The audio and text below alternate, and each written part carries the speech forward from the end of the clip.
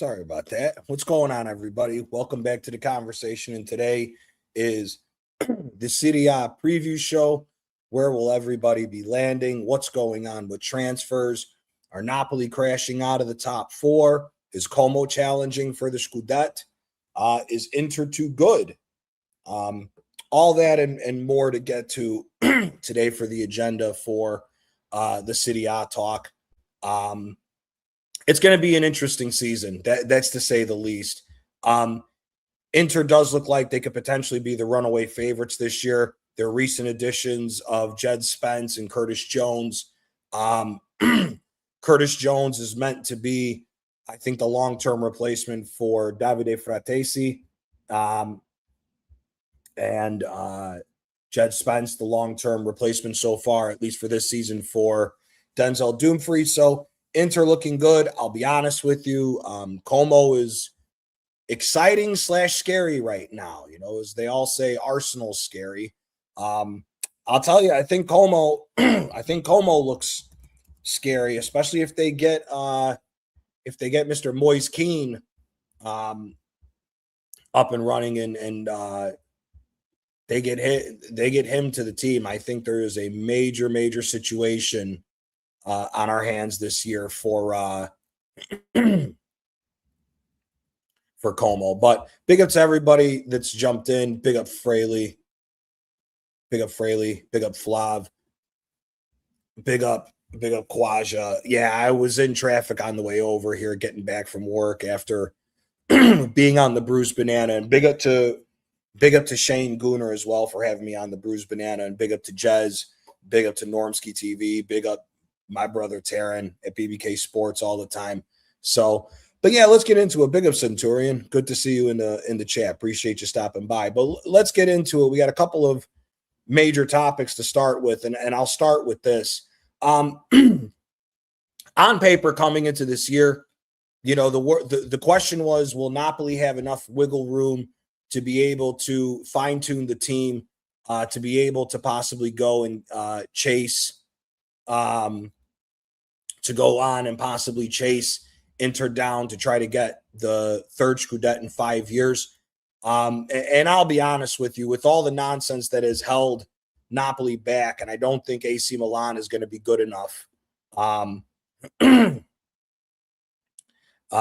just don't know if AC Milan big up Dal, my guy. I don't think it's their year, but it'll be interesting with where I think everything will land with the Serie A. Milan, obviously, right now are in conversation for Ruben Diaz, but we'll get to Milan. But to start off with Inter, I just think right now with the landscape in Italy, unless Como make a couple of tweaks, I don't necessarily think that big up E. Ross every single time. I just don't think there's anybody touching Inter, if I'm being quite honest with you. I think the situation with Inter Milan, when you look, yes, Jed Spence is not at the same level as Denzel Dumfries, but he could potentially grow into it. On top of the fact with that, Curtis Jones, I think, could potentially grow into being a better player. I don't think Curtis Jones will be a starter for Inter at the beginning of the season. I think Inter will go to their tried and trusted three, which will be Shalanoglu, Barella, and Zielinski. I think Curtis Jones, if anything, is going to be fighting for Zielinski's spot, or potentially Barella may move over and Curtis Jones slots right into there. No, Joga to Napoli. No, we will get into that, E-Ross. We will get into the fiasco going on with that. Link tonight? No, not tonight. Tonight's strictly going to be a Serie A show. This will be me solo tonight. We will have a call-in show at some point, I believe, over the weekend, possibly one Saturday no, tomorrow's the Arsenal game. So tomorrow night, no, actually. We'll have a call-in show possibly Sunday or Monday night. We will have a call-in show. But yeah, Inter for me, when you look at what they've done, they've brought in Provedel to be the goalkeeper. They've moved on from Sommer. Provedel, I think, is a very good goalkeeper. I think that Inter Milan, when you look at what they've done overall, the fact that they've also brought in John Stones, They've also brought in uh, they've brought in John Stones. They've made Manuel Akanji a permanent signing as well. They've brought Benjamin Pavard back. Now Pavard has been linked with moves that Inter is trying to get rid of him. But if there are no takers towards the end of the season, then Inter Milan will keep Pavard and have him as rotation, along with Acerbi, who will still be there as well. Now, the question when it comes to with Inter, what are potentially the weaknesses? The only weakness I think that Inter has is that they haven't improved in the striking department. I did not think that Marcus Thuram had the best of seasons. However, I do think that Marcus Thuram will be under a lot of scrutiny and pressure this season, and I potentially can see Marcus Thuram maybe getting a move on, and they make way for Esposito for Pio to be able to move through. So I don't know if that will necessarily happen. I'm assuming it will. Marcus Thuram was a free signing for all those who remember. So I do think I do think at the end of the day, I think Inter will potentially move on from him since he's a free signing, and they will make way for giving the spotlight to Pio Esposito. So I'm not too sure what'll end up happening with that, but as far as what's going on with Inter, I am fully convinced that Inter will win the league. There's nothing that shows me that Inter, as of right now, will be anywhere close to having a challenger. I think as of right now, it's a huge toss-up of who's going to be finishing in the top six. I do think Como, as I said, I think Como, if they get the deal over the line for Moise Kean, I do think that will jump Como to the best of the rest. But I just think Inter is going to have a season where I would not be surprised if Inter went on to win the league by, double digits again. Although we always have seen with Italy, no team has been able to go back-to-back since the last two titles for Juventus. So there could be a scenario where maybe somebody does pull a madness. But as of right now, highly unlikely.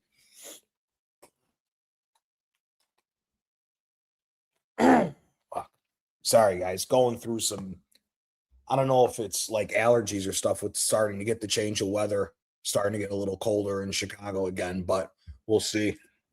Big up Naster every single time. We will jump into the Napoli section here in a little bit. I'm just going to jump back in and run down.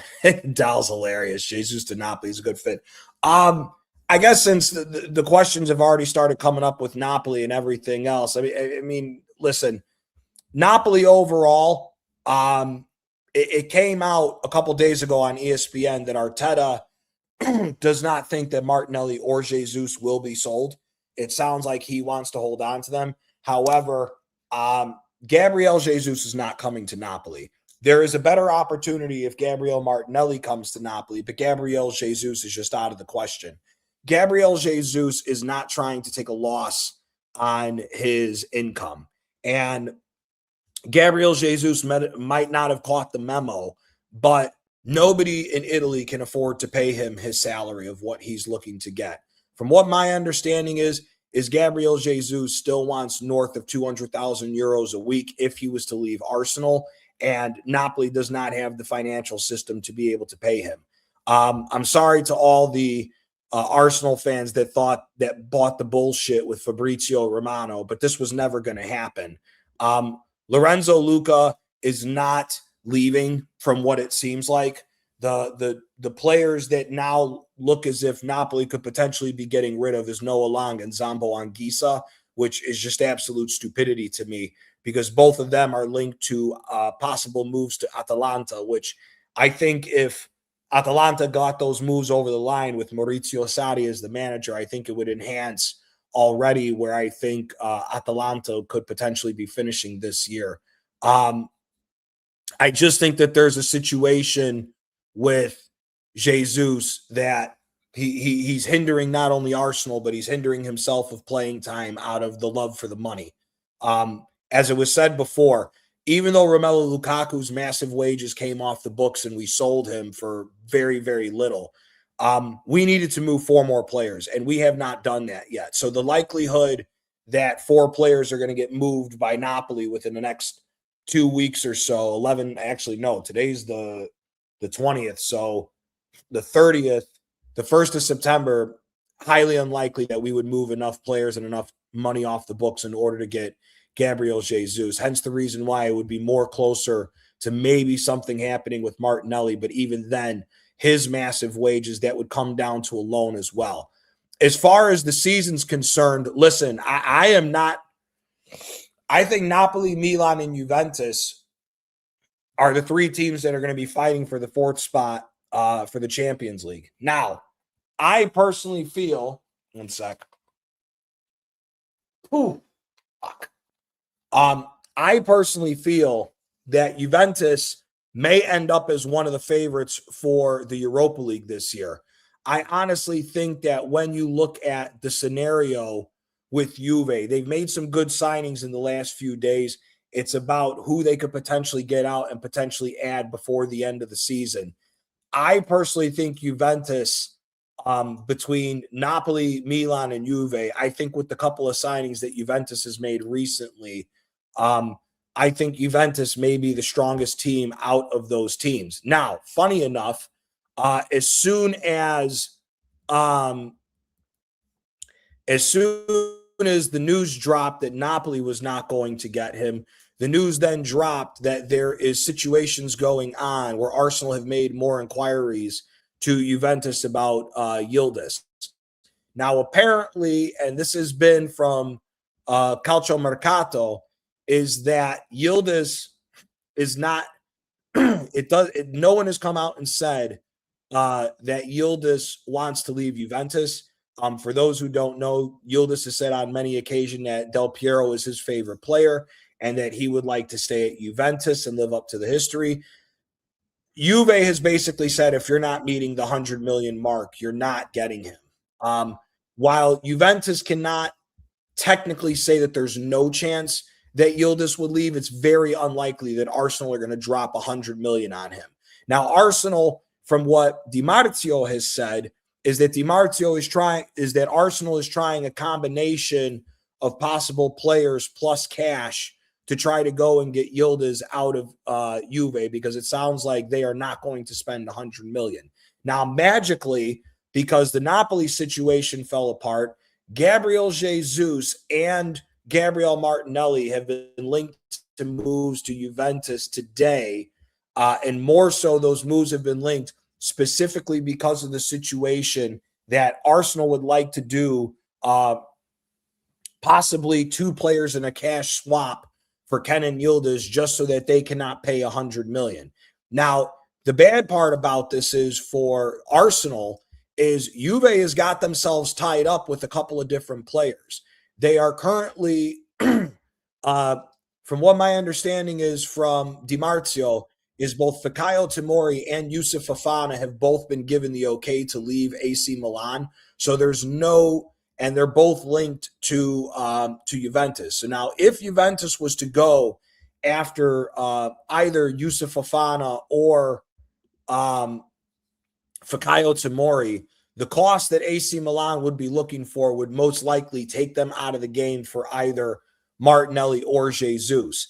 Now, the weird one that's going on is potentially, if they can't get Yusuf Fofana for what they would like, there is a potential move that's what's been said by Tuttosport, is Frankie de Jong could potentially be going to Juventus on a loan from Barcelona. Now, I personally don't think that that's going to happen. I think Frankie de Jong will end up staying at Barcelona, but that's recently come out.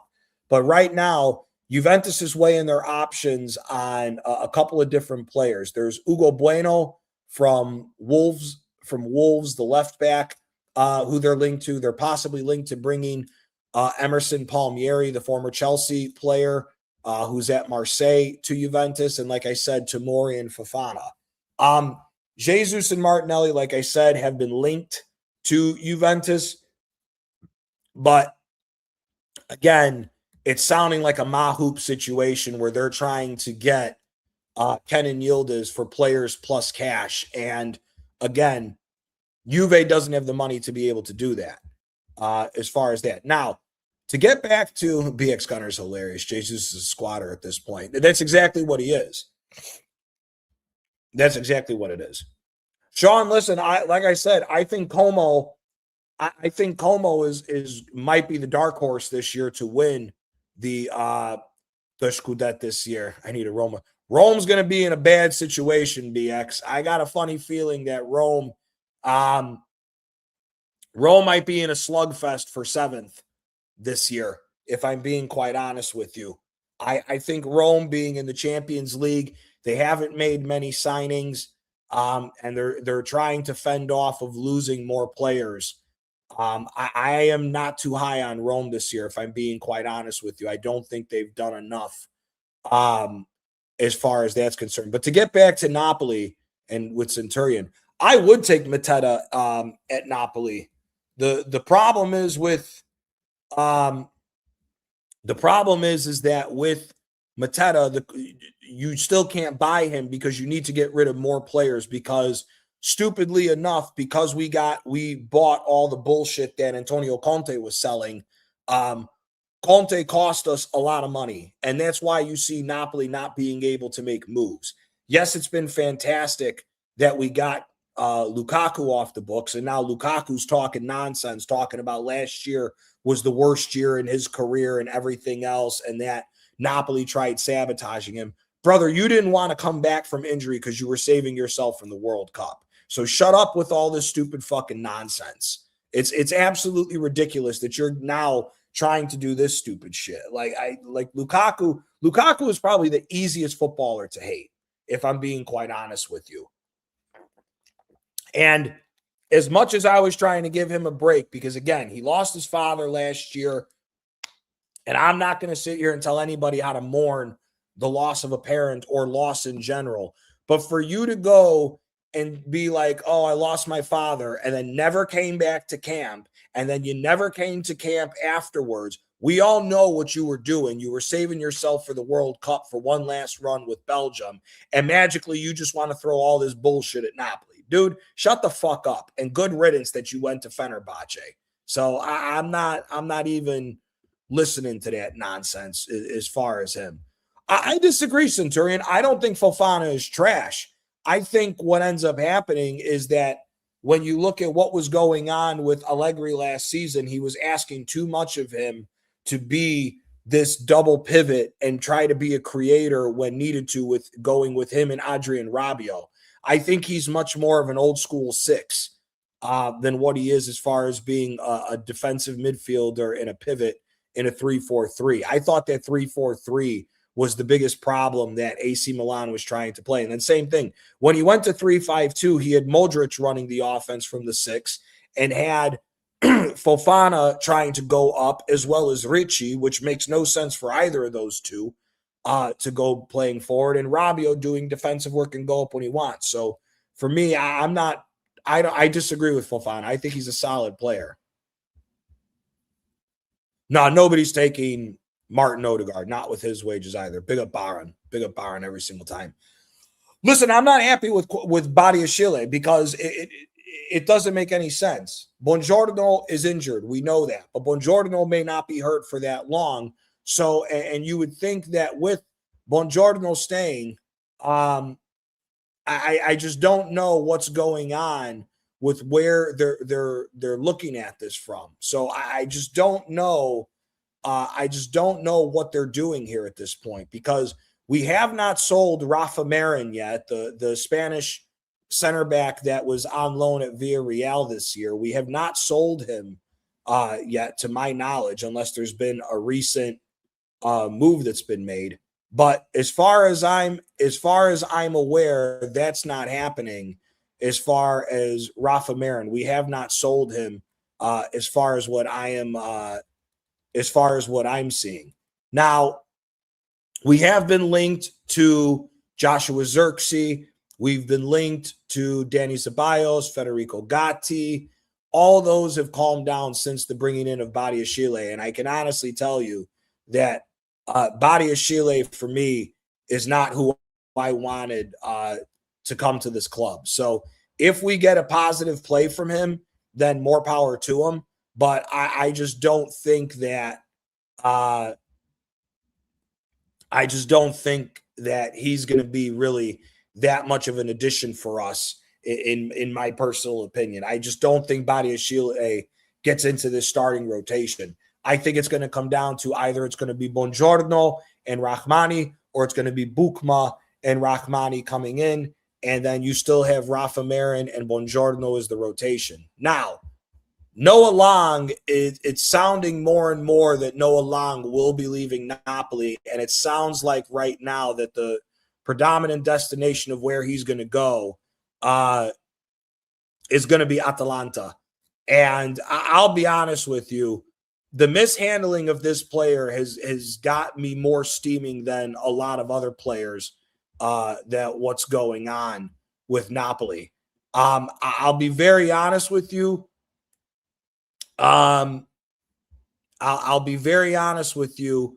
I don't see Noah Long not staying in Napoli has really got me pissed off, because we have mishandled a player that has been a solid double-digit goals and assists guy for PSV and Club Bruges in the past, and has done phenomenal for those guys, and did a very good job going to Galatasaray as well. Why we're trying to just dump him and get rid of him makes absolutely no sense, but it does, because it means more so we're going to go down this defensive route with Allegri. That's the only thing that makes sense to me. And why you would feed a direct competitor for the top four this year is absolutely nuts, because I think Atalanta is going to shock a lot of people with Maurizio Sarri as the manager. And when you look at the fact that they've held on to Ederson, and now they're linked to both Napoli's players of Noah Long and Zambo Anguissa. If they get to both of them, Atalanta for me already is a potential dark horse this year with Maurizio Sarri to be contending for the Scudetto. There is a world where I think that Sarri could get Atalanta to be in a Scudetto race up until about match day 30, 31, and then they'll fall off a little bit, and Inter and Como will pull away from them. But I am definitely, if they land Anguissa and Long, I am in 100% belief that Atalanta will be finishing third. And if Napoli lose both of these players, there is a world where I think Napoli will not finish in the top four this year. I am starting to prepare myself that until Allegri gets sacked, I don't see us finishing in the first four this season. I think there's a world where it's going to be Inter, Como, Atalanta, and Juve are the top four this year for Italy. I think Milan, it's all going to come down to if Gonzalo Ramos can bag goals, or if he's just going to be another striker in the long list of number nines that just hasn't been able to work at Milan. So I just don't see where Milan and Napoli are going to bridge that gap, if I'm being quite honest with you. Do you rate the Baleba deal for Man United? Yes, I do. I think that's the big key for Man United, is they didn't have a defensive midfielder. If you were walking into the season telling me that Santos and Tielemans is a double pivot for United, I'd be like, well, you guys ain't making Champions League. With Baleba, as long as you guys can stay healthy, because I don't know how deep, I don't think United is that deep. I think with Baleba, I think you guys can definitely finish in the top four this year. Now that you have some defensive players, now that you have a defensive midfielder again in that team. So I think United will be okay. How do you think Como will handle playing in Europe and fighting in the city? I honestly think Como may not make it out of the group stage in the Champions League. I honestly wouldn't be shocked if Inter's the only Italian team that gets out of the groups, the league phase of the Champions League. I wouldn't be shocked by it. I don't think Napoli's done enough, and we're walking into this season with too many old men trying to get one more run out of them. And it looks more so with the decisions that we're making that it could be an absolute train wreck for Napoli as far as a season. So we'll see what happens as far as that.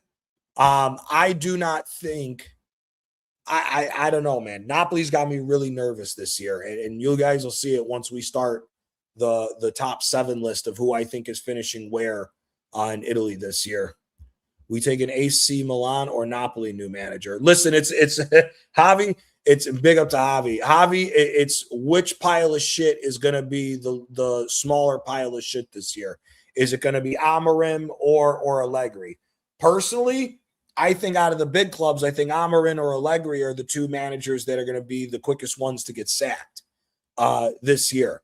There is a world where I can see AC Milan sacking Amorim if it doesn't work out, and them immediately hitting the eject button and going to get Rafa Palladino. Same thing could be the situation for Napoli as well, is that you sack Allegri if things aren't going well and you go and get Rafa Palladino, which would be hilarious because I said I wanted Palladino at the beginning of the season if we're not going to get if we weren't going to get Mancini or Maurizio Sarri or Vincenzo Italiano. So for me, I don't know. I think Milan and Napoli are the 2 teams as far as the big teams that are going for the top 7 for the European spots that I think they could potentially be sacking their manager this year.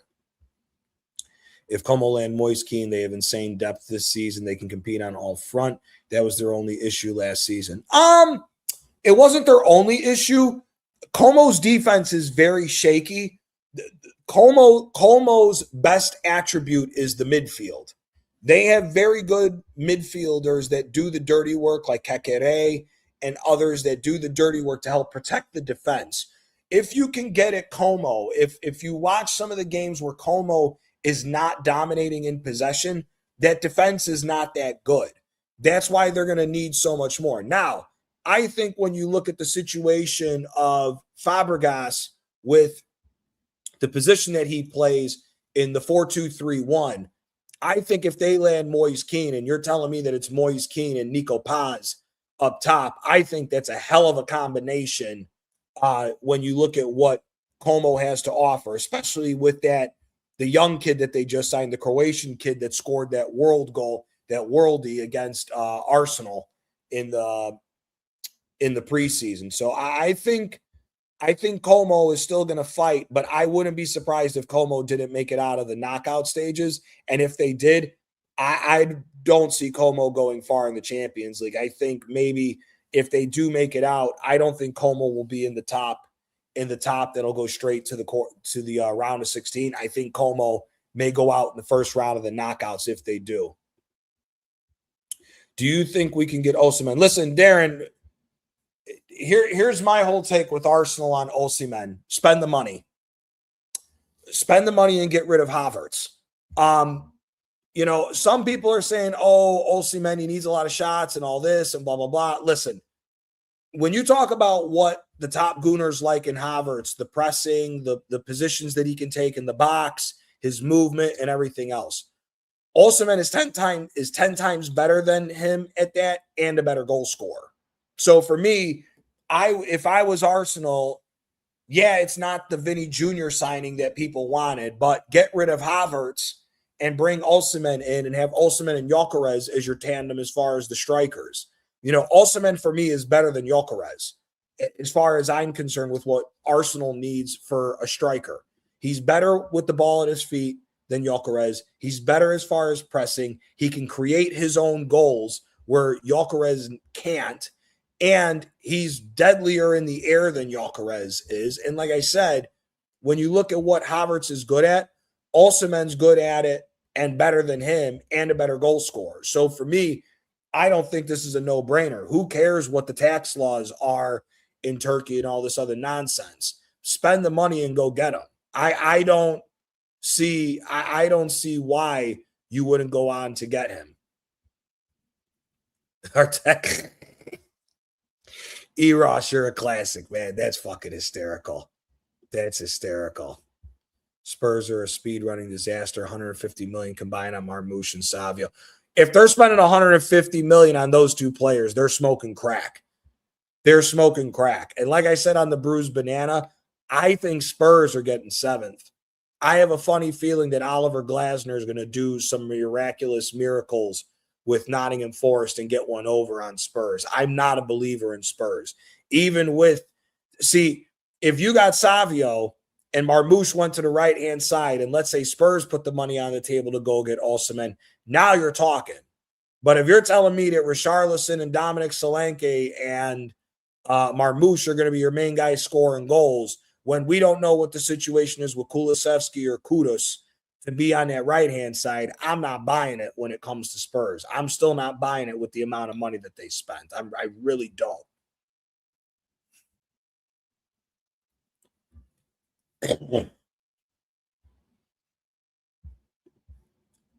Big up Barry boy. I don't remember seeing you in my chat before, but I appreciate you stopping by, my guy, and appreciate the compliment. Appreciate the compliment. Yeah, but they don't play. But see, but here's the thing, RSV. You say that and look at the situation from you look at the situation, they're not getting played, and Savio's not getting played in his right position. Savio is an old school left winger. He's a left-footed left winger that is just simply there to swing crosses in. If we're being honest, Savio should be getting a look for Arsenal. That's exactly what we need on the left-hand side to give a different dimension. Somebody that could just spam crosses into the box and you could overload the box and put goals in the back of the net. I honestly wouldn't be mad if we went out for Savio, but not for that amount of money. 70 million is absolutely insane if that's what we're looking at for him. Osimhen on 300,000, no taxes, 100% image rights. I don't know if Arsenal can afford that. Taxes alone would be crazy looking at. But that's what we were looking at for Vinny Jr. And again, if you're trying to go for back-to-back, it is what it is. You got to spend money. We should have never signed him, Ross. That's the funny thing with that.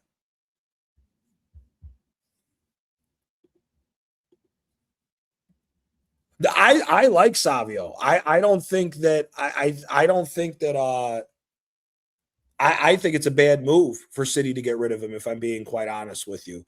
I don't understand why in a world you don't have Savio as the left wing with Shirky as the 10 and Foden on the right, and you just have Savio swinging passes into these guys to get these guys in goal scoring positions and try to hit more scoring. So that's what I don't get with all that stuff.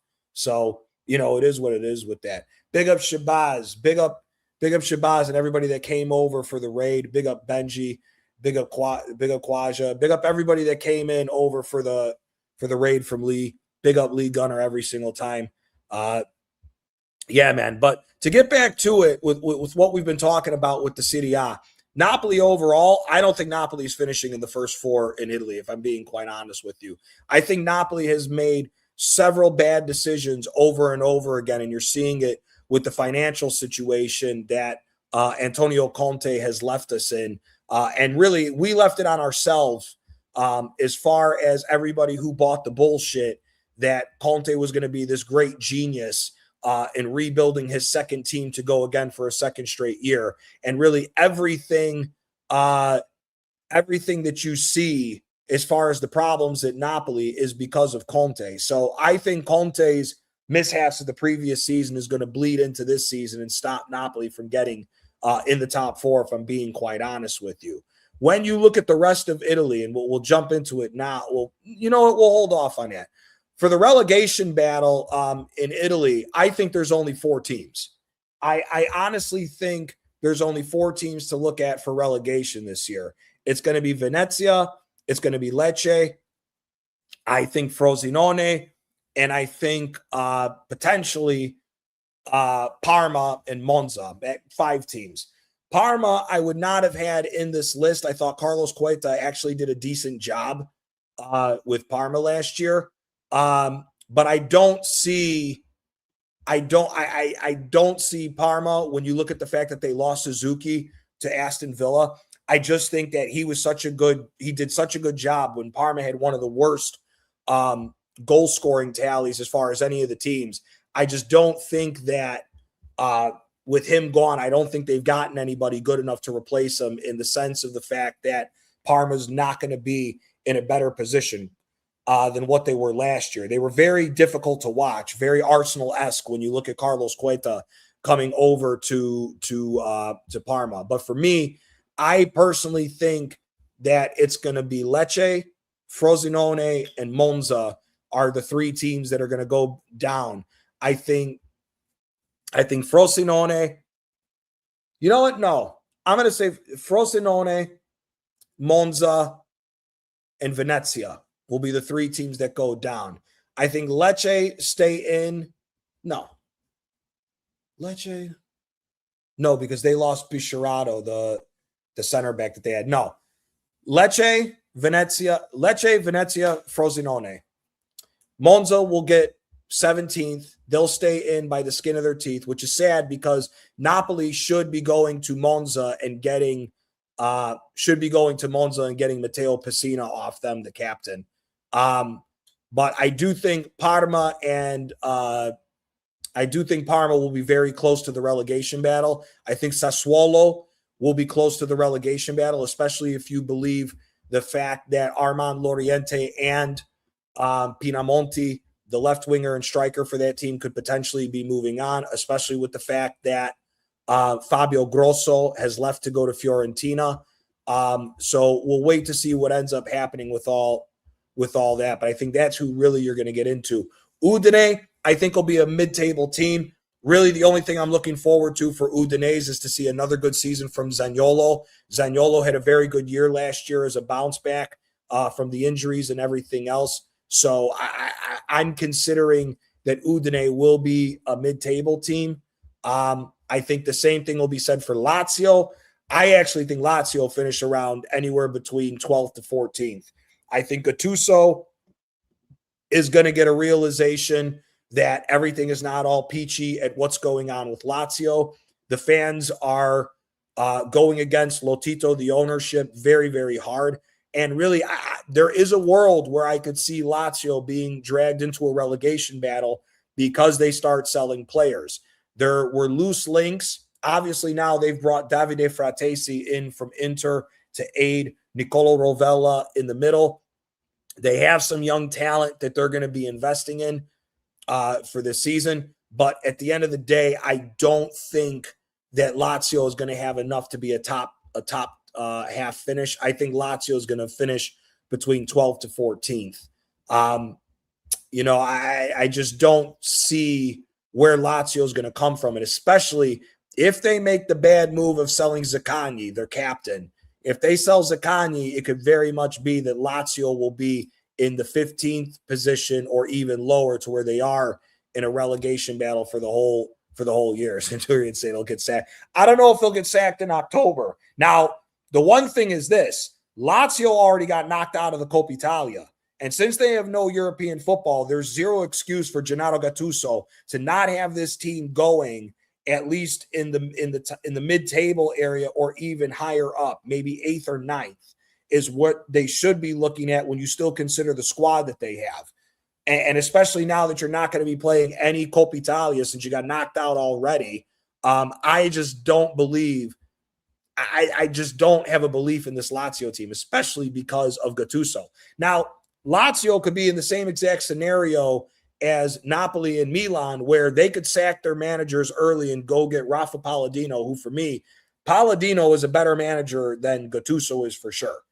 Palladino, I think, is a better manager for both Napoli and Milan.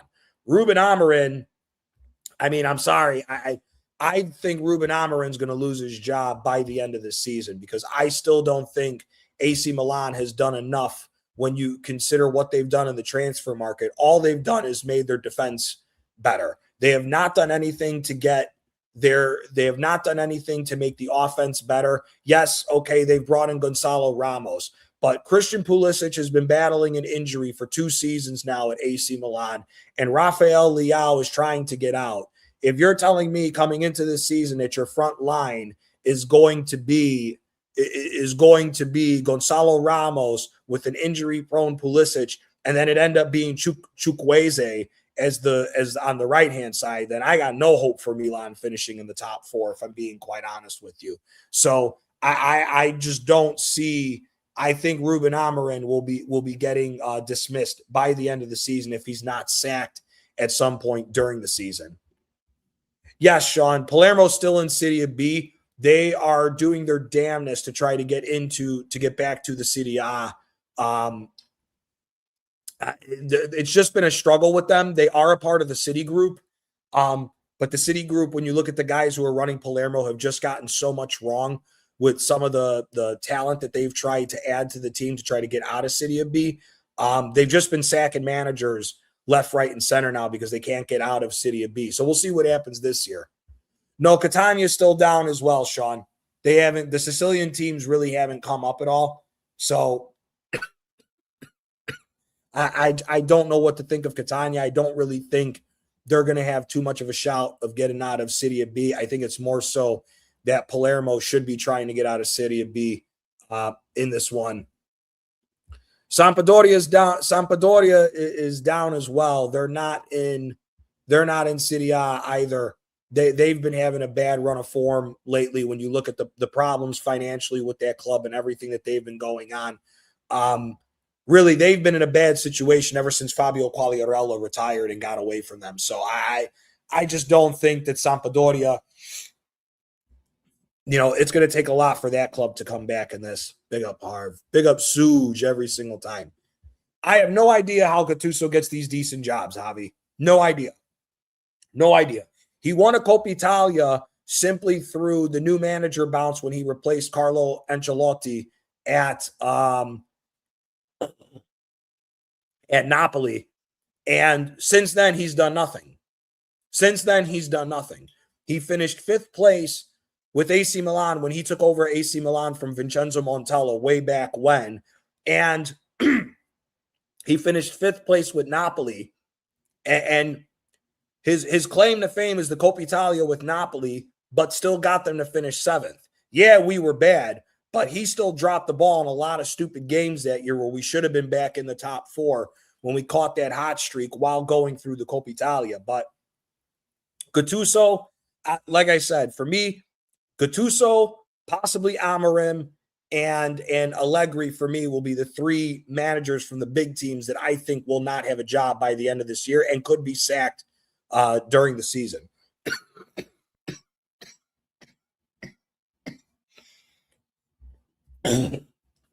Excuse me. I don't know what the hell is going on.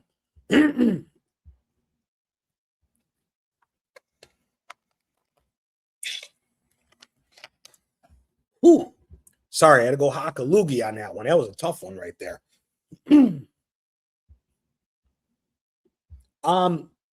RSV, I said this earlier. I think Baleba makes Manchester United much more of a team that should be finishing in the first four. I said this earlier. If Santos and Tielemans was going to be the double pivot for Manchester United, I don't see any way in hell that United finishes in the top four in England.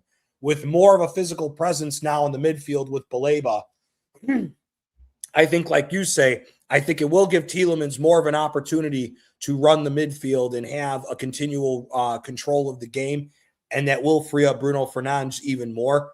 But like I said, if had they not gone out, and I don't believe it's been finalized yet, but if they don't get Baleba and they don't get anybody as far as an actual number 6, then I don't think Manchester United is finishing in the first four, if I'm being quite honest with you. One sec, guys. One sec.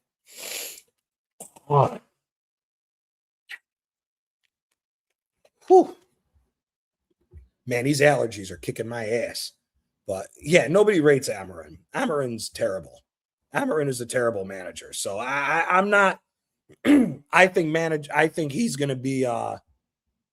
I think he's going to be sacked by the end of the season. I'm not a believer in him either. This guy's classic BFC, always coming with the jokes and shit like that. But that's as far as the relegation battle. This is the one that I think is going to rattle some people with the top 7. Listen, I think that the top 7 in Italy, at least in what I think is going to happen, is going to shock a lot of people. I personally think that Rome is going to finish 7th.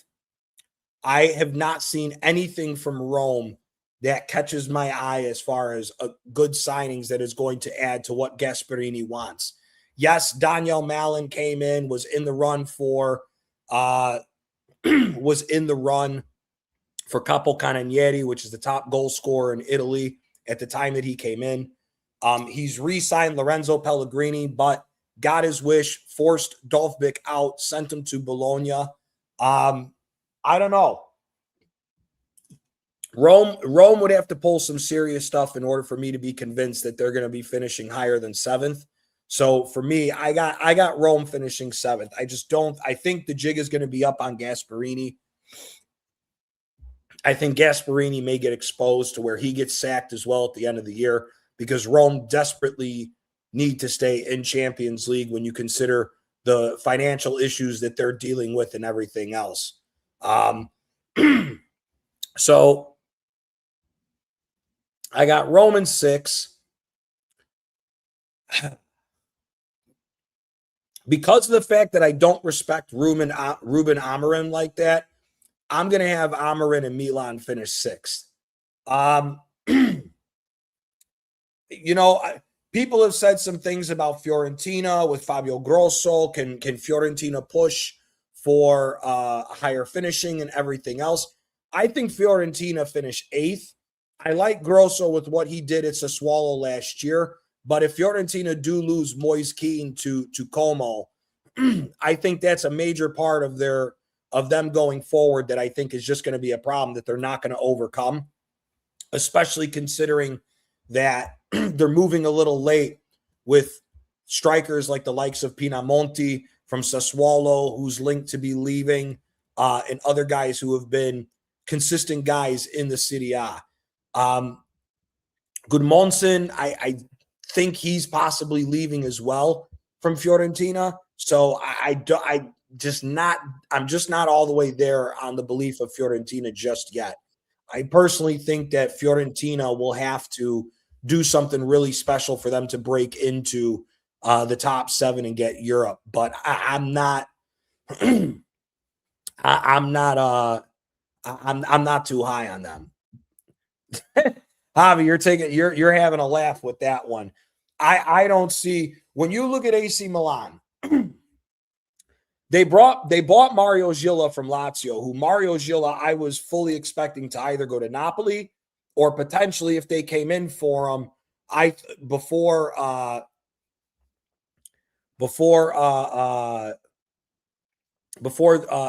Konate went to Real Madrid, I thought Mario Gilla would go to Madrid. Him being a kid out of the Madrid Youth Academy, he's taken over City. He's taken Serie A by storm the last 3-4 years as one of the best defenders in Italy. Him getting the move to Milan, when you think about it, it's most likely going to be Mario Gila, Pavlovic, and Gabbia is the back line for AC Milan this year. Milan has told Tomori and Yusuf Fofana that they're both surplus to requirements. Me personally, I think that's a bad move by Milan. They've also told Samuele Ricci that he can move on as well. I just don't think if they move those 3 guys on, I don't think Milan have the depth to get through a season, both playing Thursday and Sunday with the Europa League. I think Ruben Amorim is going to be in for a hard wake-up call. Now, if they were to keep those guys and not move them on, I think Milan then gets in the top 4, and I think they'd bump Juventus out of the 4th spot. And potentially they could move a little bit higher up the pitch. But with Milan, it all depends what's going to end up happening with who's playing the front row. A lot of people don't know this. Olivier Giroud's been the best striker to actually wear the number 9 jersey for AC Milan since Pippo Inzaghi. AC Milan has spent an ungodly amount of money on strikers that have fallen flat on their face when they've gotten there. When you look at the amount of people that they've spent money on, you look at Piontek, you look at the Portuguese striker they spent a ton of money on. I think his name was Andre Silva. They spent nearly 40 million on Andre Silva. Had one good year and then went to shit. They've spent so much money on strikers in the past 11, 12 years that have just amounted to fucking nothing. Giroud is probably the best striker that they have signed, and that was when he was an old man and was already on the downturn. when they got him. So I just don't, I'm not a believer in Milan like this. And I am a believer in that curse. That number 9 curse in Milan is real. Gonzalo Ramos would have to do some serious damage goal scoring for me to be convinced that Milan's going to be in the top 4. For me, I see them finishing 6th. Now, in 5th, I got Napoli. I personally think that Napoli, with the leftovers and the financial problems that Antonio Conte has cost us in the previous season, the stupidity that we brought in this year with spending 45 million euros on Højlund.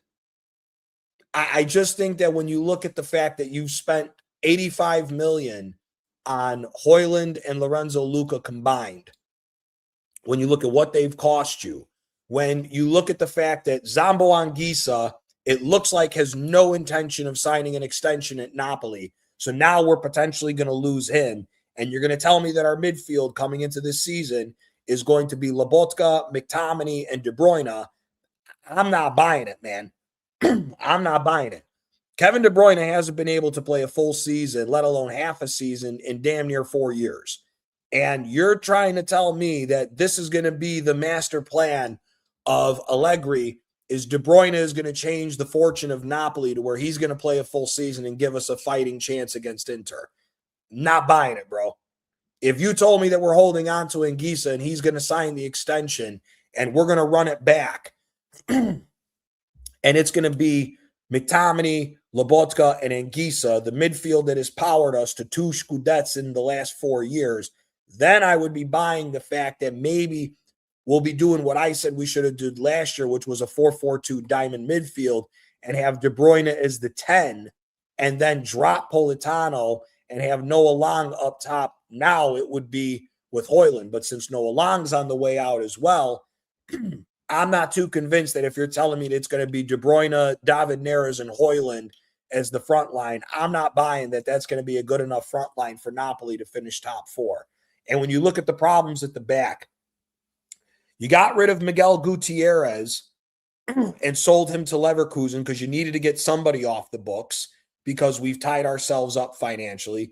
Yes, you got rid of Romelu Lukaku, which thank God, because Lukaku was starting a dumpster fire with all his personal problems and crying like a bitch off the field with everything he was doing. So for me, I wasn't a fan of the Gutierrez sale because now you have Mr.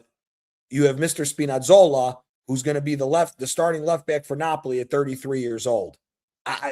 Again, it's an old man club, and we're hoping that the king of the dinosaurs and Allegri is going to guide us to brilliance this year. I'm not buying it. So for me, everything going on with Napoli, with the nonsense, the players that we're choosing to keep and not choosing to get, I think it's a load of shit, and I think Napoli is going to be finishing 5th this year. I have a bad feeling that Napoli is going to be finishing 5th. I think this will be a wake-up call that Allegri is not the guy anymore. And yeah, I just think that yeah, he's not going to do anything for us. So for 4th,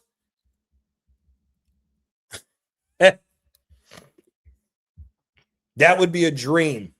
That would be a dream if that happened. Santi Jimenez, as far as I'm concerned, he was linked to going to either going to Lazio or Porto. I don't know the situation with Porto. With Lazio, last I saw was that Gattuso was trying to get him in on a loan. Santi Jimenez, for me, I think is absolute dog shit. The guy hasn't done anything. I think he played 22 or 24 appearances starting for AC Milan last year, scored 0 goals. He's nothing. He's a shit player. Maybe going to Lazio would be better for him because lower profile as far as the fans, even though when you look at everything that's going on with Lazio, with the fans rallying against the owners, the fans not going to the games, you're having walkouts where you have a sold-out Olympico crowd of 60,000 people, and then 55,000 walk out within the first 10 minutes to show Lotito that they're not going with the bullshit with him. I think it's just a calamity that Jimenez might even get exposed even more to being a shit player to go into the situation of what's going on at Lazio. So I don't know. I don't know. Wallace, has Ronaldinho played? No, Ronaldinho got off a plane in Italy. I believe it was today or yesterday to go fully sign with the Serie C team. Unfortunately, the Serie C team lost to Benevento in the Coppa Italia, which sucks because that team was on the side of the bracket to where potentially Ronaldinho could have played Napoli in Napoli for the Coppa Italia. And I was telling my boy, shout out to Napster, that if Ronaldinho and them made it all the way through, that I'd be getting tickets for me and him to go see Ronaldinho play at the Maradona. So it is what it is. Sampdoria still in Serie B. Do you see? No. Sampdoria's got a lot of financial problems, Tibbs, that they got to figure out themselves. They've made Sampdoria's last really solid season. They had a manager by the name of Marco Giampaolo that left to take over Milan, and he was an absolute disaster at AC Milan. Funny enough, if I remember correctly, Giampaolo got sacked, and that was when they brought in Pioli. In the following season, Pioli and AC Milan went on to win the Scudetto, but Giampaolo screwed that team up royally after he left, and they've just been a shit show. Yeah, Arthur Melo, I have no idea what's going on. There was talk that they were going to buy his contract out and everything else, but there's no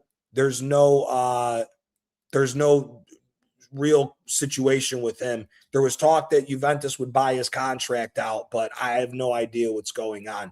Juve's got so many money problems. I don't think getting rid of somebody in that regard is going to help them. So, but we'll see. But to get back to it, we officially sell Rodrigo Mora to Roma yet? No, I have not seen anything that Rome has signed him yet. Conte is enjoying life. Well, he's enjoying life. He has not been picked up by any of the teams. If I had to guess based on who has signed who and the situation of what's going on with the different players that they have chosen and everything else, I would just say that the merry-go-round is going to continue, and I would be willing to bet that if Amorim doesn't finish in the first four this year, that Antonio Conte will go and take over AC Milan. It's really the last big-name club that I think will take a chance on Antonio Conte. So I don't think there is a situation to where Conte will really get an opportunity. I don't think Conte will go back to Inter. I personally think that Inter is going to hold on to Kivu until, unless Kivu runs them into the ground. I personally think Inter is going to stick with Kivu until Diego Simeone says he wants to come to Inter. That's really how I think that one's going to go down. I think Conte could potentially go to Milan halfway through the year if they sack Amorim or at the beginning of next year. But I do not see Conte coming back for the foreseeable future, at least this situation is going on. But you never know. You never know. Oh, Santi's injured. Okay. He's shit either way. Big up to Normski TV. Everybody in the chat, if you do not subscribe to this guy, please go subscribe to Normski TV. He is an absolute real one. He's always talking facts on the What's Going On podcast that he has. Please go like and subscribe to Normski. He's an absolute legend. Absolute legend. Conte Milan, nah. Big up Jesus. I've never seen you in my chat before, but I appreciate you swinging by for the conversation. But to get back to the top seven. So 7th, I got Rome. 6th, I got Milan. 5th, I got Napoli. I have Juventus finishing 4th. And the reason why that I'm putting Juventus over Napoli is simply because of the signings that Juventus have made in the last few days. Lukmi, who they've signed, one of the new center backs who will be playing there, I think is a very good addition to the team. I think Kolomuani, I don't rate the guy, but he's better than what they had. Openda and Jonathan David were absolute dog shit for Juventus last year. They cost Juventus so much money that they weren't able to make any adjustments when they wanted to. They finally have the moron, as I call him, in Dusan Vlahovic gone, a guy who was costing them nearly 450,000 euros a week to maybe score 8 goals in the span of 2 months and then be shit for the rest of the season. I think Juventus is going to be very, very interesting this year. I think the big thing for me with Juventus is I still think they need to go out and get a 6.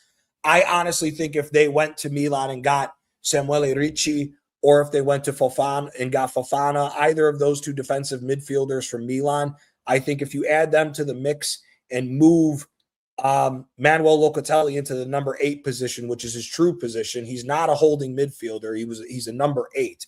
I think if you can get one of those guys to Juventus and that you have Manuel Locatelli as your number 8 with still having David Luiz and Koop Miners off the bench, I think Juventus can be a much better team.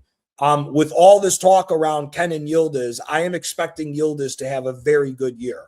Everybody, as far as the Arsenal camp, is talking about, oh, maybe Kenan Yildiz to Arsenal, maybe this, maybe that. Kenan Yildiz, for those who don't know, who don't watch the Serie A, the kid scored 10 goals in the Serie A. 6 of those goals came in 3 games. The 2 games against Inter, he scored a brace against Inter in both games, and then he scored 2 against Napoli in a game. Besides that, the kid scored 4 goals in 33 fucking games. I don't see what everybody's talking about with this. And I watch the kid every week. Does the kid have some flash? Does the kid have some good dribbling capabilities? Can he create and everything else? Yes. The problem is, for one side of the argument can be, he didn't have people that could put the ball in the back of the net like the idiots of Openda, Vlahovic, and Jonathan David. That is a fact. There is no getting around that Yildiz did not have the best of people to go try to get assist off of and everything else. But if you're 100 million whatever player, I don't care if it's dollars, euros, or pounds, 4 goals in 33 games, it ain't cutting it. It ain't cutting it. You scored 6 goals in 3 games. 2 of them were in the Derby d'Italias against Inter, which fantastic. But the other thing that I don't like about this, when you look at that scenario, is the fact that if you're not what I don't like about this whole situation with Yildiz is that means you only scored 4 goals in 33 games. That means the likelihood is you didn't score against any of the other decent teams like that, and you probably didn't score enough goals against the shit teams, which is why, for me, 100 million for Yildiz at this point, I think, is way too much money. Way too much money. So for me, I'm looking at this as a chance that what Arsenal should do is Arsenal should bite the bullet. If Juve is going to ask for 125 million next year, you hold on to the money. Let Martinelli and Gabriel Jesus' contracts expire, since the 2 of them combined, when you look at their salaries, is astronomical. You're talking nearly 30 million for the 2 of them when you include what their bonuses are for their contract. So if you're going to get nearly 30 million back and you have the 100 million geared up, there's your money right there to go get Yildiz next year. I personally don't think the 100 million right now on Yildiz is worth the chance. Specifically, like I said, the kid is going to get the number of games that you want from getting a player from one of the foreign leagues, so he's used to the work as far as the workload of how many games he should be expecting to play. But again, 100 million, everybody talks about the 6 goals in 3 games. That's fantastic. The problem is 4 goals in 33. That's where the problem is. And again, those other 33 games are against the shit teams in Serie A, and you're not putting up the numbers of what you need to do. And not for nothing, because Waha beat me to the punch by putting it in the chat. Yildiz was dog shit in the World Cup. Turkey gives everybody a run for their money as far as the biggest flop at the World Cup, considering what that team was supposed to do when you look at the quality of players that they had. So for me, like I said, it's not the fact that I don't like Yildiz. 100 million for a player that young to throw that much pressure on him already, I'm not buying it. Is there a chance that Martinelli could go to you? Norms, the problem with this again, so I don't know what's being said in England. What I'm seeing from Tuttosport, Calciomercato, Di Marzio, and Nico Schira is that Arsenal are trying to do a possible player and cash swap for Yildiz. Now, they have tried to move Gabby Jesus on from the Napoli link to a Juventus link now. And from what Tuttosport was saying, is that Arsenal is trying to explore possibly both Martinelli, Jesus, and cash for Yildiz. Now, if you're telling me that you can get Jesus and Martinelli off the books, plus some cash to go get Yildiz, and Juventus is dumb enough, then do it. But Juve need to get some more people off their books. Jonathan David right now is the guy that they're looking to try to get off their books. Now, there's been a link recently that Jonathan David could potentially go to Aston Villa on loan with a possible option to buy if they can do it. If Jonathan David gets moved on, then I think it would be likely to see Gabriel Martinelli to go to Juventus, because then what you could then see Juventus end up doing is put Martinelli on the left and then move Yildiz from the left to the number 10 position and have Conceição on the right wing, if that was the route that they're going to go. And then maybe if they take Jesus as well, they'll take Jesus. The biggest problem with Jesus, if Arsenal try to include him and Martinelli plus cash to swap for Yildiz, the problem is that once again, Gabriel Jesus is going to be asking for crazy money. And the problem is, like Napoli, Juve have a lot of financial problems. I mean, they have way more financial problems than Napoli has. So the question becomes, is Juve going to bite the bullet and grab him? I personally don't think so, because Juve has had plenty of players like Jesus on their teams recently that haven't worked out and have cost them millions upon millions, to why Juve is in the state that they are, where they haven't won a Scudetto. And I think this is now, if they don't win it this year, it'll be 7 years since Juve's won a Scudetto. So for me, I'm not too high on Martinelli. I would say you got a better opportunity of Martinelli going to Juventus than you do Jesus. And I don't think, like I said, I don't think Juve in the state that they're in are going to make the mistake again of getting two big money signings that have not really panned out in the past. Gabriel Martinelli has been 2 years since he's been good. Jesus, you got to send an explorer out to go find Jesus's old form. So if it's a two players plus cash, I think that's the only way you see Jesus and Martinelli leaving, if Juventus goes for it. But I don't see Juventus giving up Yildiz for two players in cash, specifically it being them two players. I just don't buy it. Yeah, no, he's not. If Jesus gets to sit on a bench for a majority of the season and collect £265,000, nobody's turning that opportunity down to make that type of money. None of us in the chat, none of us around the world. If you could sit on Arsenal's bench for a year and collect £265,000 a week, I think everybody would take that and would be fighting to try to leave and not lose that money. Yeah, I don't think Jesus is going anywhere either. Derby d'Italia were the best games of the season. The Rome Napoli, the Derby del Sol, the Napoli Rome games were pretty good too. But yeah, Derby d'Italia has always got good games. I honestly don't remember a bad Derby d'Italia game. Even when Inter was in the shitter, they would always show up to play Juve because they hate Juve. So there's always good ones with that. Juve fans would riot if they swapped Yildiz for those two pups. Yeah, no, I agree. I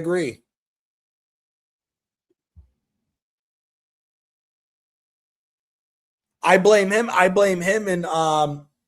Edu for putting those players on crazy wages. Jesus didn't do anything at Manchester City for him to be even worth 50 some odd million for a purchase, or £265,000 a week. He's done nothing for that. So, that's that. And I'll say this right now. if by some miracle, because as a Napoli fan and as an Arsenal fan, I would love for it to happen. If Juventus got rid of Yildiz and took those two players, I'm telling you right now, Milan and Napoli are finishing over Juve because Juve cannot afford to lose Yildiz. He is their best player, but Yildiz has to step up big time. Big up Kyle Kruger. I don't think I've ever seen you in my chat before, but big up. If you have a question, fire away, my guy. You're more than welcome to. But yeah, I got Juventus finishing fourth. Now, this is where the controversial part is going to come. I got Atalanta finishing third, and I will tell you the reasons why. Atalanta made a huge mistake in hiring Ivan Juric last year. They brought in Rafa Palladino and basically got Atalanta from 16th to finish 7th. Got them to the semifinals of the Coppa Italia and pulled the remontada against Borussia Dortmund with Rafa Palladino. Palladino brought Atalanta back to playing what they are good at and what they've developed as their identity under Gasperini, which was good open attacking football. You consider the job that Maurizio Sarri did at Lazio last year, and people are going to say, oh, Lazio finished mid-table and all this. Majority of the very good players that Lazio had were sold under Maurizio Sarri's nose halfway through the season during the winter transfer season. Maurizio Sarri was able to get Lazio to finish around mid-table with Daniele Maldini as his false nine and Cancellieri as his right winger, while Boulaye Dia and Mattia Zaccagni were injured for a decent portion of the second half of the season for Lazio. Now the fact that you're telling me when you come into this that Atalanta has kept practically everybody on their team. Yes, people say Palestra, but Palestra wasn't even on the team last year. He was on loan at Cagliari. But you're keeping this team together that since Palladino, if you were to look at the time strictly when Palladino was the manager at Atalanta, Atalanta was technically fourth under Palladino. I think Maurizio Sarri coming in, and especially with the news today, talking about the fact that Atalanta is in to sign both Noah Lang and Zambo Anguissa from Napoli. If they get those two guys over the line, Atalanta is going to be a tough, not only a tough team to beat, but they are going to be in the Scudetto race for a majority of the season. And I'll be honest with you, if they get Noah Lang and Zambo Anguissa, I would be lying if I told you that it's a sackable offense for Sarri if they don't go on and win the Europa Conference League. When you look at the players that this Atalanta team has gotten, they got the young Polish kid, Zaleski, who is a multi-dimensional player who's very good on the ball. I like him a lot. I think he's going to have a good season. I think Giacomo Raspadori will have a good season under Maurizio Sarri. I think Samardzic will have a very good year under Maurizio Sarri. I think Scamacca will as well. I think the big person to watch out for Atalanta this year is going to be Del Cataliere. I think Del Cataliere with Maurizio Sarri, I think could be a very dangerous player. Same thing can be said when you look at the situation with I can't believe I'm forgetting the kid's name, Kristovic, the backup striker to Scamacca. I think Kristovic with Scamacca is going to be a very good striker tandem that they're going to have, especially when you consider the fact that you'll have Zalewski, Del Cataliere, Raspadori, and potentially Noah Lang as your rotations for the wings, and still have Pasalic, and they kept Ederson as well. I think overall they're in a very, very good spot when you look at what Atalanta has to offer as far as a squad. I think Atalanta is going to be a very dangerous team this year, and I have them finishing third. If they get Anguissa and Lang, then I think it's a toss-up for second place between them and Como. And I have Como finishing second, even more so because of the fact that they are linked to Moise Kean. I think if Moise Kean comes in, and we'll get into that real quick. Do you rate Anguissa? Listen, Tibbs, Zambo Anguissa has been one of the unsung heroes of why Napoli's been able to win 2 Scudettes. If you look at Napoli's transformation as a club from where we were at when Maurizio Sarri left to go to Chelsea and where we are at going into Luciano Spalletti's second year, which is the year that we won the Scudetto with Osimhen and Vada. If you look at the midfield that Napoli was playing with, Napoli held on to Alan, the Brazilian midfielder that eventually ended up at Everton with Ancelotti. We held on to Alan for 1 year.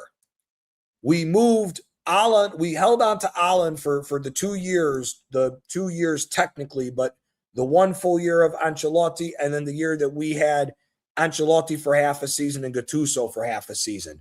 We moved Alan on after that year. The 2 years in between Gattuso having the full-time job where we finished in 5th place and we blew the 4th place spot to get back in the Champions League, and you look at how Napoli was playing, we did not really have that physical enforcer in the midfield. Big up, Gavin. We really didn't have that physical enforcer in the midfield to help us win the aerial duels, win tackles, and everything else, because Jorginho was not that good of the defensive side of for a number 6. He was more of this deep, whatever this bullshit they say nowadays, deep lying playmaker and all this other nonsense, right? Alan was not there. We brought in Diego Demme from RB Leipzig, who was solid, but was not a good enough option. And if you look at the way we played, we were trying to play a 4-3-3 with it being Diego Demme, Fabian Ruiz, and Piotr Zielinski. A ton of technical ability in that midfield, but when you have those scrappy games against certain teams, that midfield was having problems all over the shop. So that's the reason why you saw Napoli struggle. You know, the year that Gattuso took over, we won the Coppa Italia, but we finished 7th. The following season, we finished 5th. And we still didn't sign Alan. We signed that bum from Chelsea, Timwe Bakayoko. Bakayoko was dog shit for Napoli. We brought in Zambo Anguissa. In, I believe, the first year with Spalletti. And if you remember, the first year with Spalletti, we were dealing with injuries. Insigne was in and out of injuries. Mertens was in and out of injuries, and Osimhen was in and out of injuries.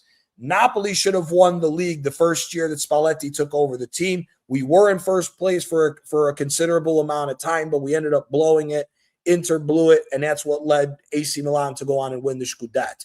When you look at Zambo Anguissa being dropped into that midfield, he added so much more dynamism as far as the defensive part to do the dirty work, control the game, win the ball back, and knowing when to speed up and slow down the play to remain in control of the games.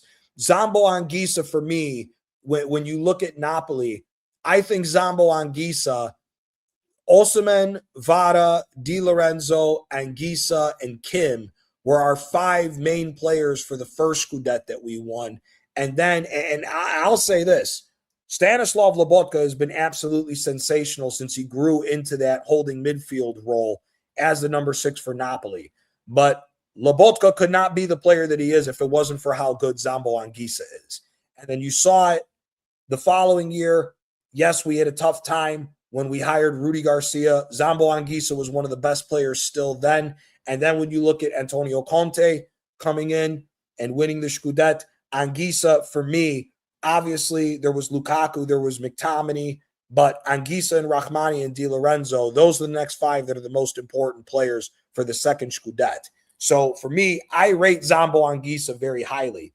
If Napoli's getting rid of him, I personally think instead of selling him to a rival who is going to be fighting with you for the top 4 and strengthening them, because if Anguissa goes to if Anguissa and Lang go to Atalanta, Napoli has no shot of getting in the Champions League unless one of the other teams royally screws up. And if you're telling me coming into this season that you're going to give Maurizio Sarri, Ederson, Anguissa, and Pasalic in the midfield with Del Ketelaere, Lang, and Scamacca as the front 3, with still having Scalvini and all the boys that they got still at the defensive side of things, I think Atalanta is going to be a very entertaining team to watch this year. And like I said, Atalanta will be in the title race for the Scudetto for a considerable part of the season. And then I think they may eventually fall off towards the end. But Anguissa and Lang take them to different levels to where they could stay in it for quite a period of time. That's actually a huge shout. Lucas Leiva was good for Lazio, Javi. That's a shout. Tibbs, I think Samardzic will be one of the super subs for Sarri, if I'm being quite honest with you. Or Samardzic will be the guy to start for over Pasalic, and Pasalic will be a super sub. Either way, if you guys get if Atalanta was to get Anguissa and Lang, I think that takes Atalanta to the next level. I think it takes Atalanta to the next level where they're easily finishing top 3 in Italy. So I got Atalanta finishing third. Second place for me this year, I think, is destined to be Como. Como has spent good money on this team. They've spent 90 million. They have spent 90 million euros when you look at the 30 million that they spent on Chalobah, who I think helps out that defense immensely, in my personal opinion, and permanently buying Nico Paz. Now, what we're waiting to see is if it gets confirmed that Fiorentina is going to sell Moise Kean to Como. If Como pulls this off, I don't think this is going to be a problem for Como to finish second. And I think if they get Moise Kean with the rest of the players that they have on that team, I think they'll have a nice little bit of depth for them to be able to handle playing in Europe. Now, as is right now, I am not too convinced that Como will make it out of the group stages. I just have a funny feeling that the Italian teams may not do it because, like I said, Rome for me is finishing 7th. I wouldn't be shocked if Rome doesn't make it out of the league phase of the Champions League. I wouldn't be shocked if Napoli doesn't make it out of the league phase. And if they don't get Moise Kean, I wouldn't be shocked if Como doesn't make it out of the league phase. Yes, Delap is linked to Como, but Como's priority is Moise Kean from Fiorentina, the Italian striker. Delap is more of like an emergency purchase if they don't get Kean, but they're also linked to others as well. Delap is more like their 4th or 5th option. I know they're looking at Pinamonti from Sassuolo. There's even talk that they may not get a striker. They may try their hand at getting Domenico Berardi from Sassuolo, which I think would just be a nutcase show if they get Berardi and Moise Kean. And then there's also Pinamonti as well, and Pinamonti's a good Italian striker as well. So if Como can get Moise Kean, I think Como's easily finishing second place this year. I would be absolutely shocked if Fabregas fell apart with playing in Europe with this year. I think he's got too many options. He's got a ton of young talent on that team. You know, the Greek striker, Duvikas, is a good striker. He can put the work in. The young kid, the Croatian kid that just scored that crazy goal against Arsenal in the preseason has just recently been added, along with other players that they've been had. And like I said, I think if you get Moise Kean and you're telling me that the tandem is going to be Moise Kean and Nico Paz, I think Como is just going to be a walking goal machine this year. And they'll be very entertaining to watch. So for me, if Como gets Moise Kean, I got them finishing second.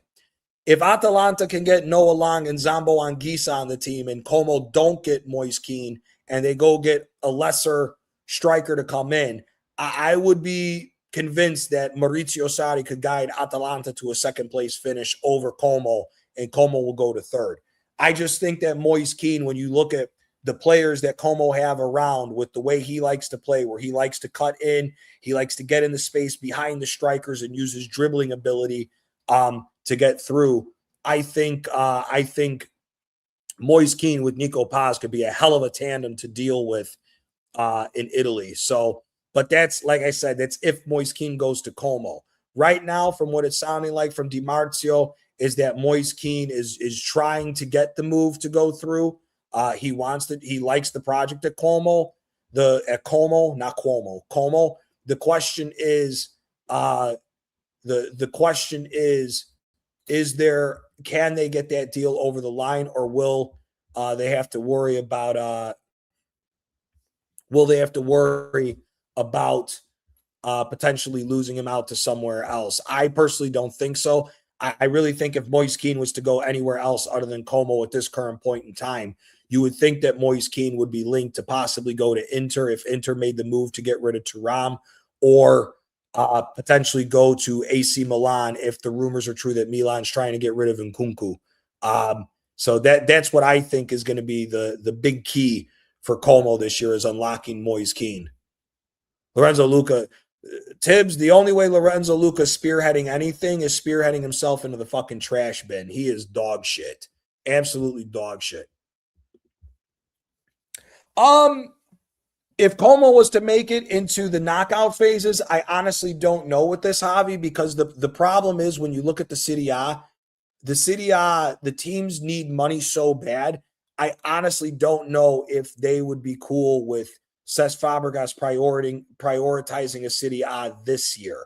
I think they would like to see more Champions League money roll in so that then they can properly add more to the team to then for real go after the Scudetto than that. But listen, if they get Moise Keane, if they get a competent striker, Duvikas is like Havertz. He gets into good positions as far as aiding with the press. He's actually a very good hold-up play striker when you look at what he does for Nico Paz and everybody else to run off of him. But he doesn't put in the goals that are going to be necessary for Como to really make a run at the Scudetto. He's kind of like the Greek version of Alvaro Morata.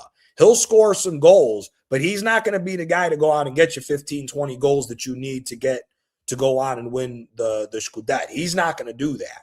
That's why I think if you add Moise Keane to the firepower that Como already has, I think Moise Keane makes the difference for Como to be solid number 2 and to try to push Inter for the Scudetto this year. Javi, I think Inter's winning it again. There's nobody to me right now that has unsettled Inter as the best team. Big up my guy Zier every single time. Hope all is well with you, my guy. Hope all is well with you, my guy. Going to be interesting season coming in. But yeah, to round it off, I got Inter winning. One sec.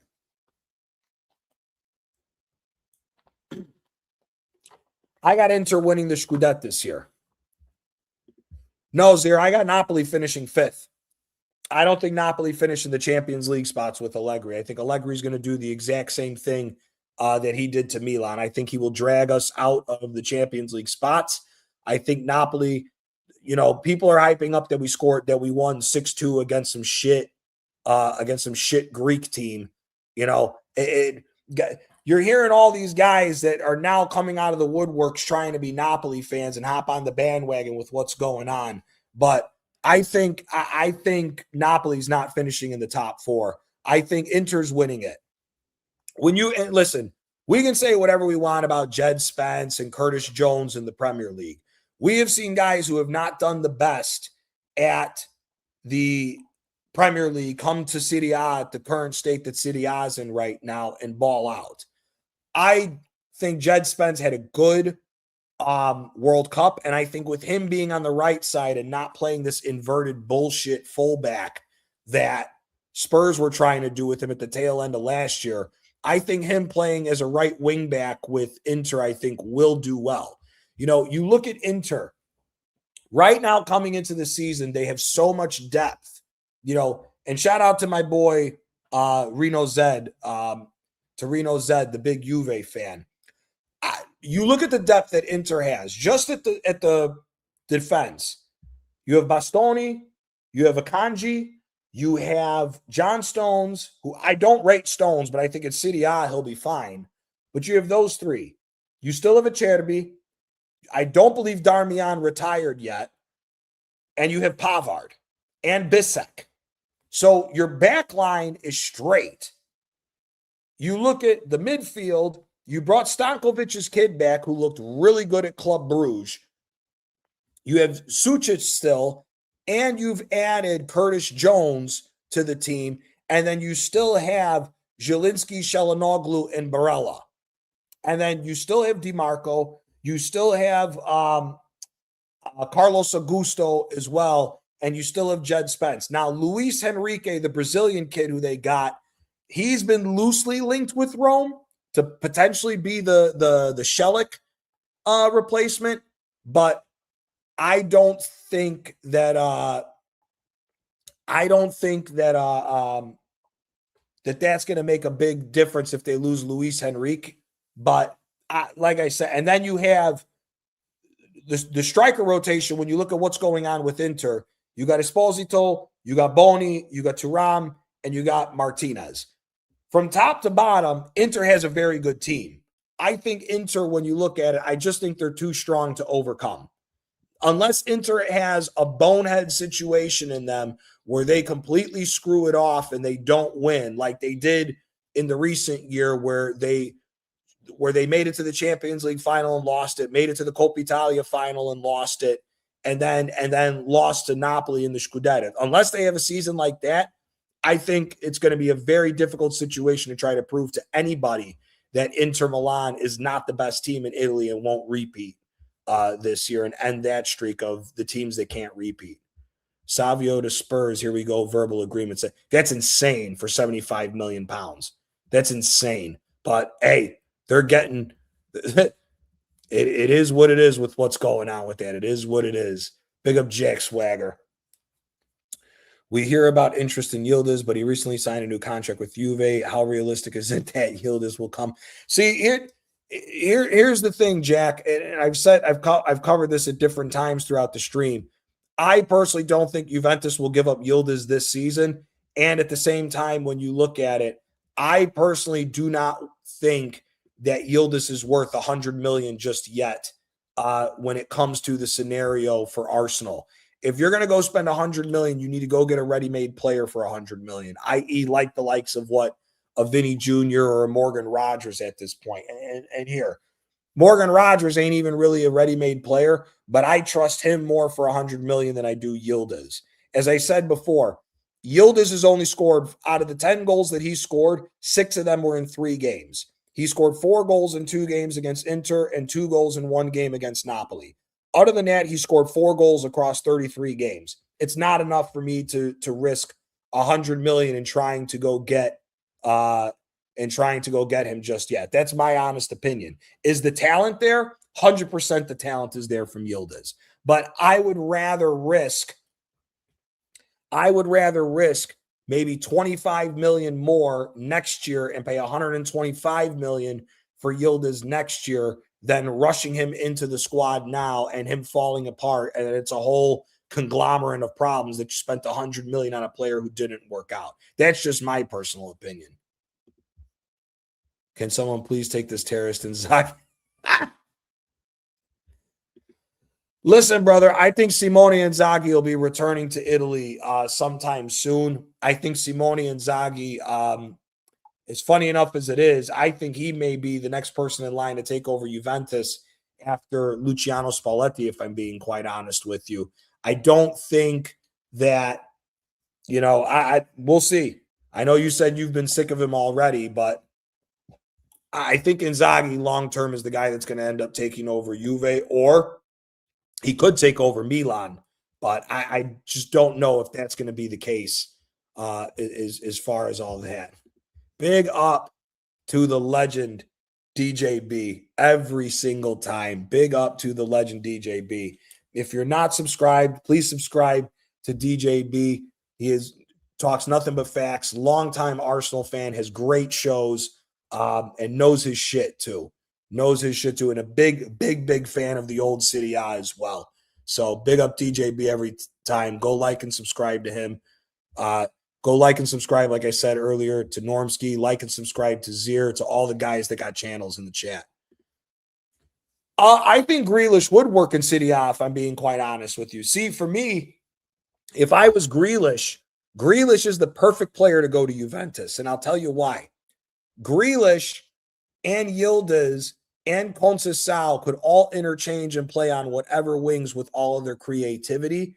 And I think that if you look at Grealish as a number 10 or as a winger and have Yildiz as whatever position he doesn't take, Yildiz takes the other, and you keep Conceição on the right-hand side, I think that when you look at the situation, I think Grealish would do numbers and do really well with Juventus, to where I could see if like Grealish went to Juventus and he could stay healthy for majority of the year, I could see Grealish giving Juventus some legs to where they're in a title race for a considerable amount of the season. So I think Grealish should be looking at Italy, if I'm being quite honest with you. So we'll see with that. Big up Chike. Who are your favorites for La Liga and Champions League? La Liga, La Liga is an interesting one because I don't know how this transfer window is going to finish up.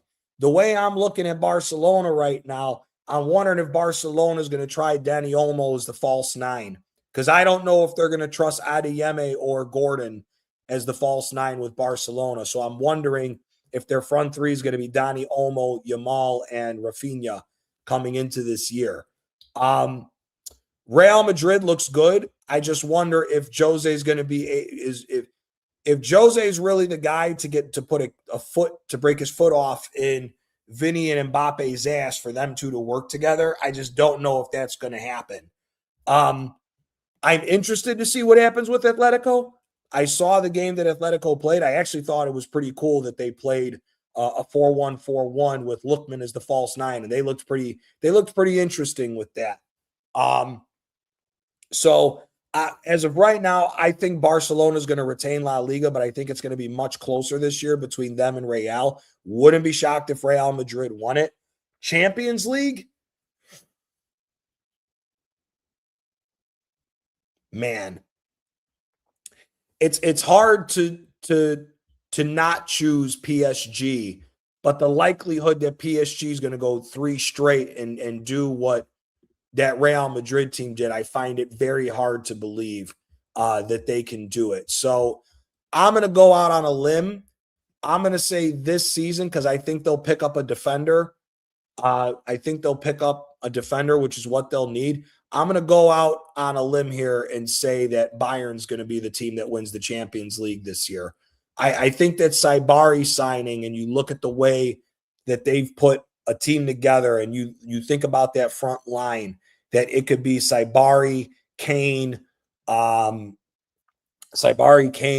you have Olise on the right and Luis Diaz on the left. Yes, I know Musiala got hurt again. I know my boy Zier in the chat likes to call him Bambi, but I don't know. I honestly don't know. I think that Bayern Munich might be the team to get over the line this year for Champions League.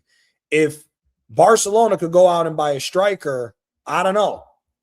I would then throw Barcelona into the mix. I think Barcelona needs to get both Aymeric Laporte to pair him up with Kubarsi, and they need a striker.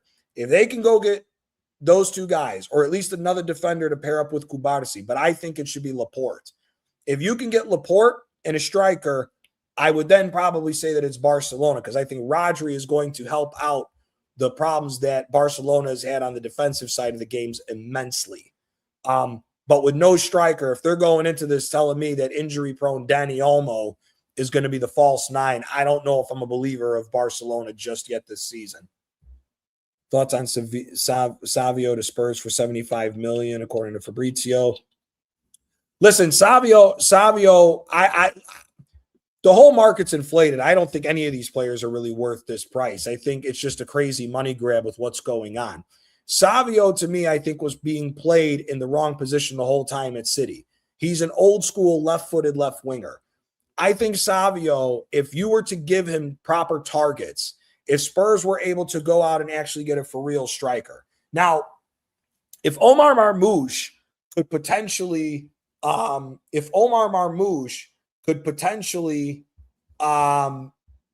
do what he was doing at Frankfurt before he made the move and scoring goals for Spurs, then I think you have a better shot of convincing me that Spurs are finishing in the top 4 this year, and potentially going further. But I'm just not too, I don't know. I think Savio's a good addition for Spurs, not for that amount of money, but I just don't think Spurs have enough going forward. I don't think the pigeon in Richarlison is good enough. I don't think I don't think the pigeon for Richarlison is good enough, and I'm not a believer in Dominic Solanke. So I just don't think there's enough for them going forward. We still don't know what's going on with Kudus. We still don't know what's going on with Kulusevski. James Madison's good for maybe 20 games a year, if that. So I don't know. I don't know. I think Spurs at best is finishing seventh. I'm not too sure that they're going to go finish higher than that. Atletico Madrid, dark horses for La Liga. Listen, I would love to see Diego Simeone win a Champions League before he left Atletico Madrid. He's already the most important person in the history of that club. It would be even better if he got a Champions League over the line with Atletico. But I don't know. I think they're 2 to 3 players away from potentially doing that. For dark horses for La Liga, Champions League is Bayern. Okay, I read that wrong. Listen, they're definitely a potential dark horse for La Liga. I would like to see Diego Simeone get it over the line in Champions League just so that he could say he won every single trophy with Atletico, because that'll never be replicated by somebody else, what he's done with that team. Never will be. Yeah, and good point, Norms. Solanke's too injury prone as well. That's the thing. It's just not what I think. I just don't think Spurs has what people think they have. I think they're hyping up Spurs a little bit too much. But yeah, that's really it for me. It's, for those who didn't hear it, I'll run it back. I got Rome in 7th. I got Milan in 6th, Napoli in 5th, Juve in 4th, Atalanta in 3rd, Como in 2nd, and Inter going back to back. Like I said, I just think Inter's too strong. Now, there was a question put in here by Sean. He goes, the surprise clubs. The surprise clubs are going to be Atalanta and Como. As far as anybody else, I think the surprise will be Fiorentina. I think Fiorentina could potentially be a surprise team with the addition of Fabio Grosso. He did very well with Sassuolo last year, but again, with Fiorentina, it's all about who they're keeping and who's going. Camuzzo, who's a young, promising defender that they sold to Torino. So I don't know if Fiorentina will hang around. Bologna is an interesting one, even though they sold the defender Lucmi to Juventus. I think Bologna, I'm interested to see what Domenico Tedesco is going to do, taking over as the new manager from Vincenzo Italiano. Now, Bologna got Dovbek. Now, if he can do what he's done in the past with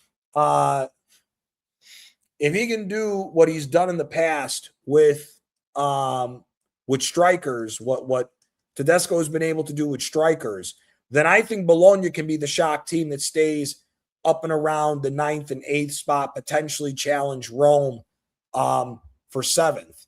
But I'm not too sure if there's going to be a surprise team like that. I would have said Sassuolo had Fabio Grosso stayed and got maybe 2 more players added to that team. I would have said Sassuolo, but I'm not too sure if Sassuolo can do that much, especially if they're going to be losing Loriente and Pinamonti. If they can keep their front 3 and they could add another midfielder and another defender, then I think Sassuolo could be, back to where they were before, trying to challenge for that 7th spot in Italy, potentially challenging for 9th or 8th.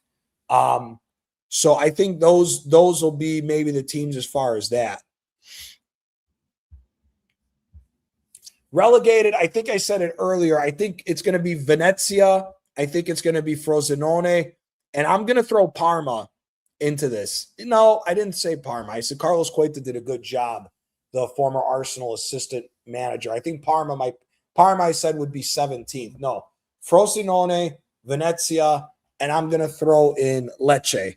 I think the other 3 teams that'll be in the fight for the relegation will be Genoa, it'll be Monza, and Parma will be the other 3 teams. That'll be the bottom 6.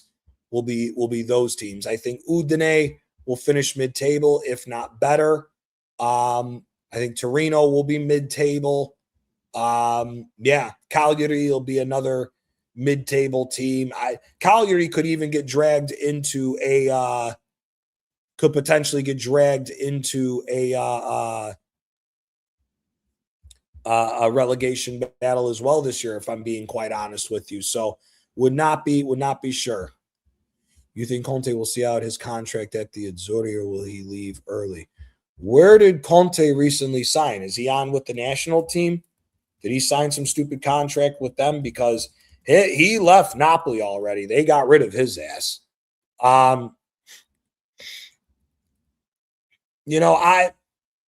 Conte for me, I think, is going to sit on the sidelines and wait for Milan. I think Conte is going to try to.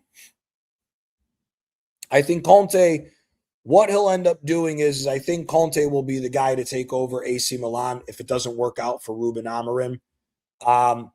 I don't necessarily think that.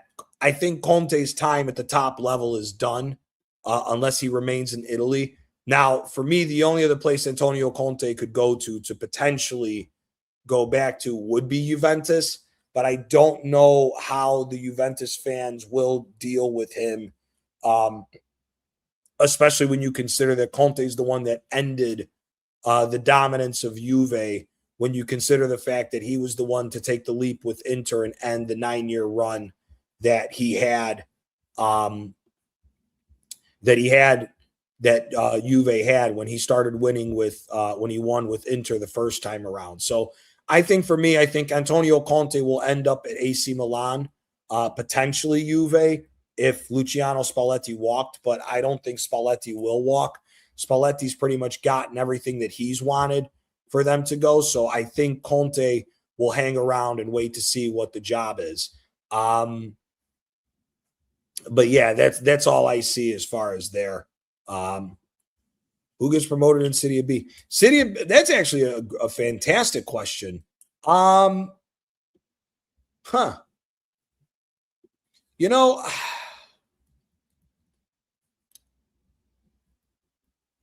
would love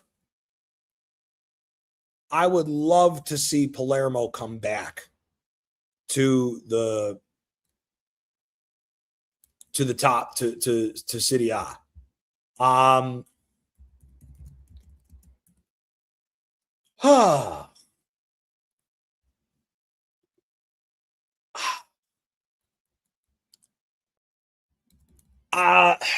Man, that's a good question. I'd like to see Palermo come up because they've been trying with the City Group. Ashley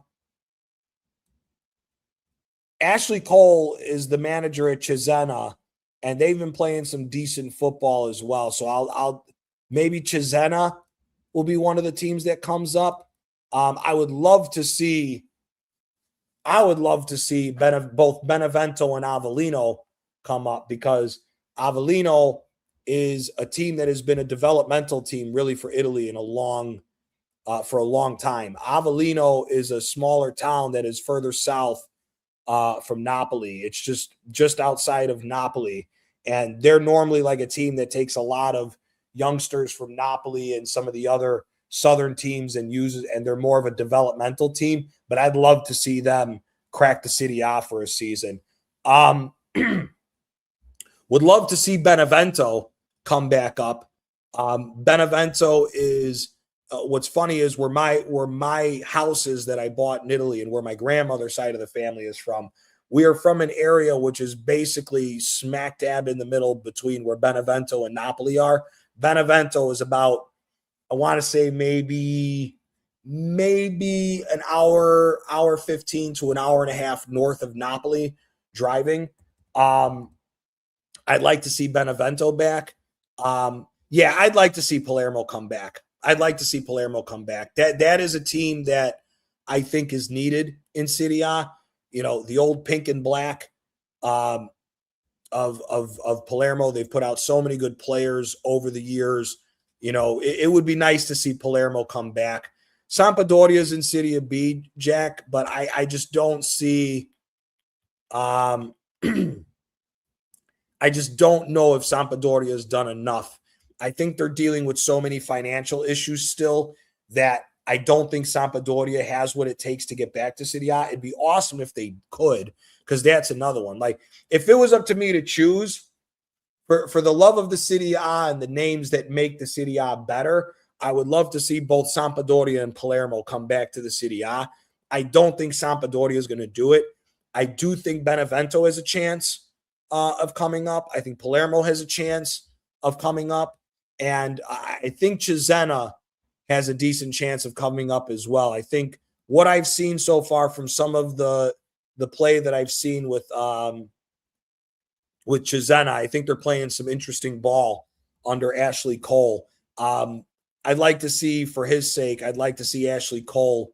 I'd like to see Ashley Cole do well with Cesena and try to get Cesena up and see how he pans out as a manager. Juve Stabia, I don't see them coming up. Really, to be honest with you, I don't see Juve Stabia coming up simply because of the strong ties to the mafia. So I don't think they would allow Juve Stabia to come up. Juve Stabia has been in and out of the news the whole summer about how the ultras are being exposed as being multiple people that are heavily involved with the ultras are big time mafia members. So I don't know. Yeah, Body's in Serie C now. It's sad what's going on with Body.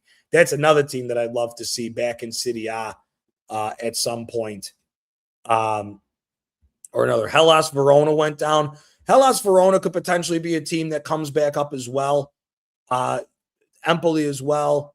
Cremonese went down. I wonder if they could have a shot of coming back up. I don't know.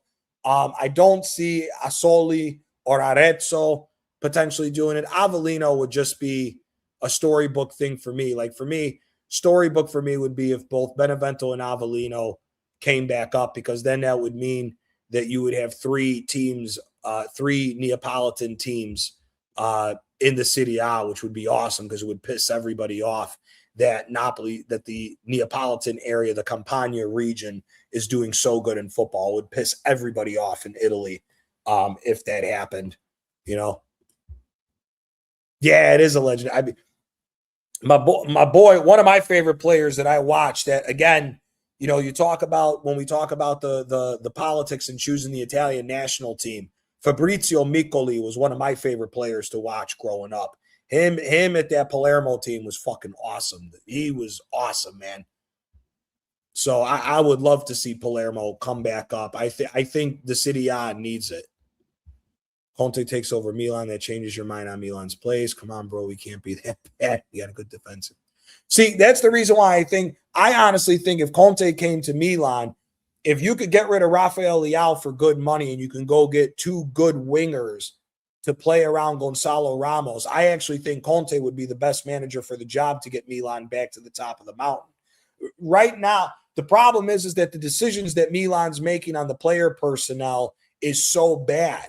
You know, again, Ruben Amorim's going into this season thinking that Adrian Rabiot and Luka Modric is the perfect idea for the two-man midfield for AC Milan. And then he's telling the young bucks that you're going to need to come in, that he has no use for them, that he wants to get rid of Fofana and Ricci. I don't get it. See, Conte for me should have been hired by Milan. Milan should have hired Conte if you knew you were going out to get Mario Gila. Could you imagine Conte with a back line of three of Mario Gila, Fikayo Tomori, and Gabbia? It'd be the best defense in Italy. He would have a better back line than what Inter have. Now, going forward and scoring goals, there's still problems. But defensively, with Mike Maignan, they'd be fantastic. That's why I think that I think Conte is destined to go to Milan. Now, who I think Milan should go for is Rafa Palladino. If Rafa Palladino could translate the open attacking game that we saw when he took over Atalanta at AC Milan, I think Palladino would be good enough to be able to get over the line and eventually win as well. But I think the big problem with AC Milan, obviously this is no secret, the big problem with AC Milan is Rafael Leao. Leao don't want to be there. And everybody in Milan says that Leao is still their best player. Well, if your best player doesn't want to be there, they need to figure that out.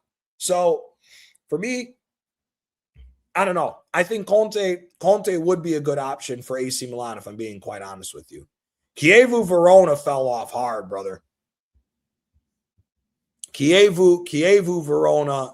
Chievo has fallen off hard. I think they're in Serie C with where they're at, because they've not come up to the level yet as far as what I've seen in Serie A. Chievo Verona is just another one of these clubs that has just fallen into the pits of hell with trying to finance, with finances and everything of what's going on with Italian teams.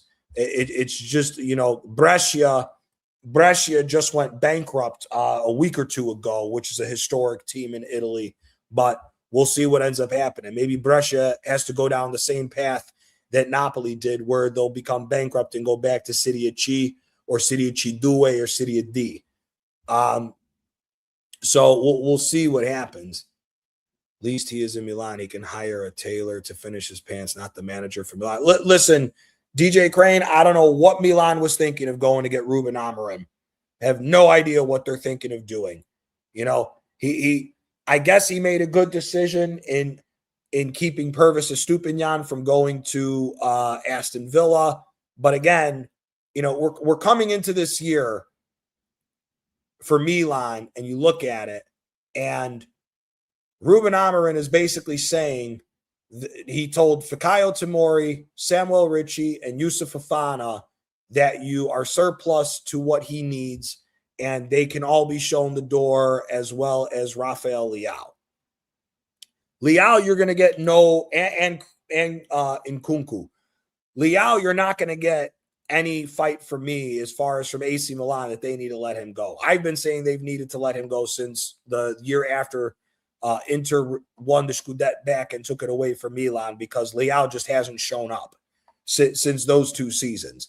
The season that Milan won the Scudetto, and then the season that AC Milan got to the Champions League semifinal and lost to Inter, Rafael Leao was the centerpiece to that entire run that they had for 2 years. Since then, the guy doesn't look like he can be asked to be playing football if it's not for a different team. So for me, I think it's good for Milan that they're getting rid of him. Again, the question is the decision making. You're telling me that you're going to go into this season that you want an injury-prone Christian Pulisic and Samuel Chukwueze as the two guys that Amorim wants as the floating tens around a striker, and the striker is Gonzalo Ramos.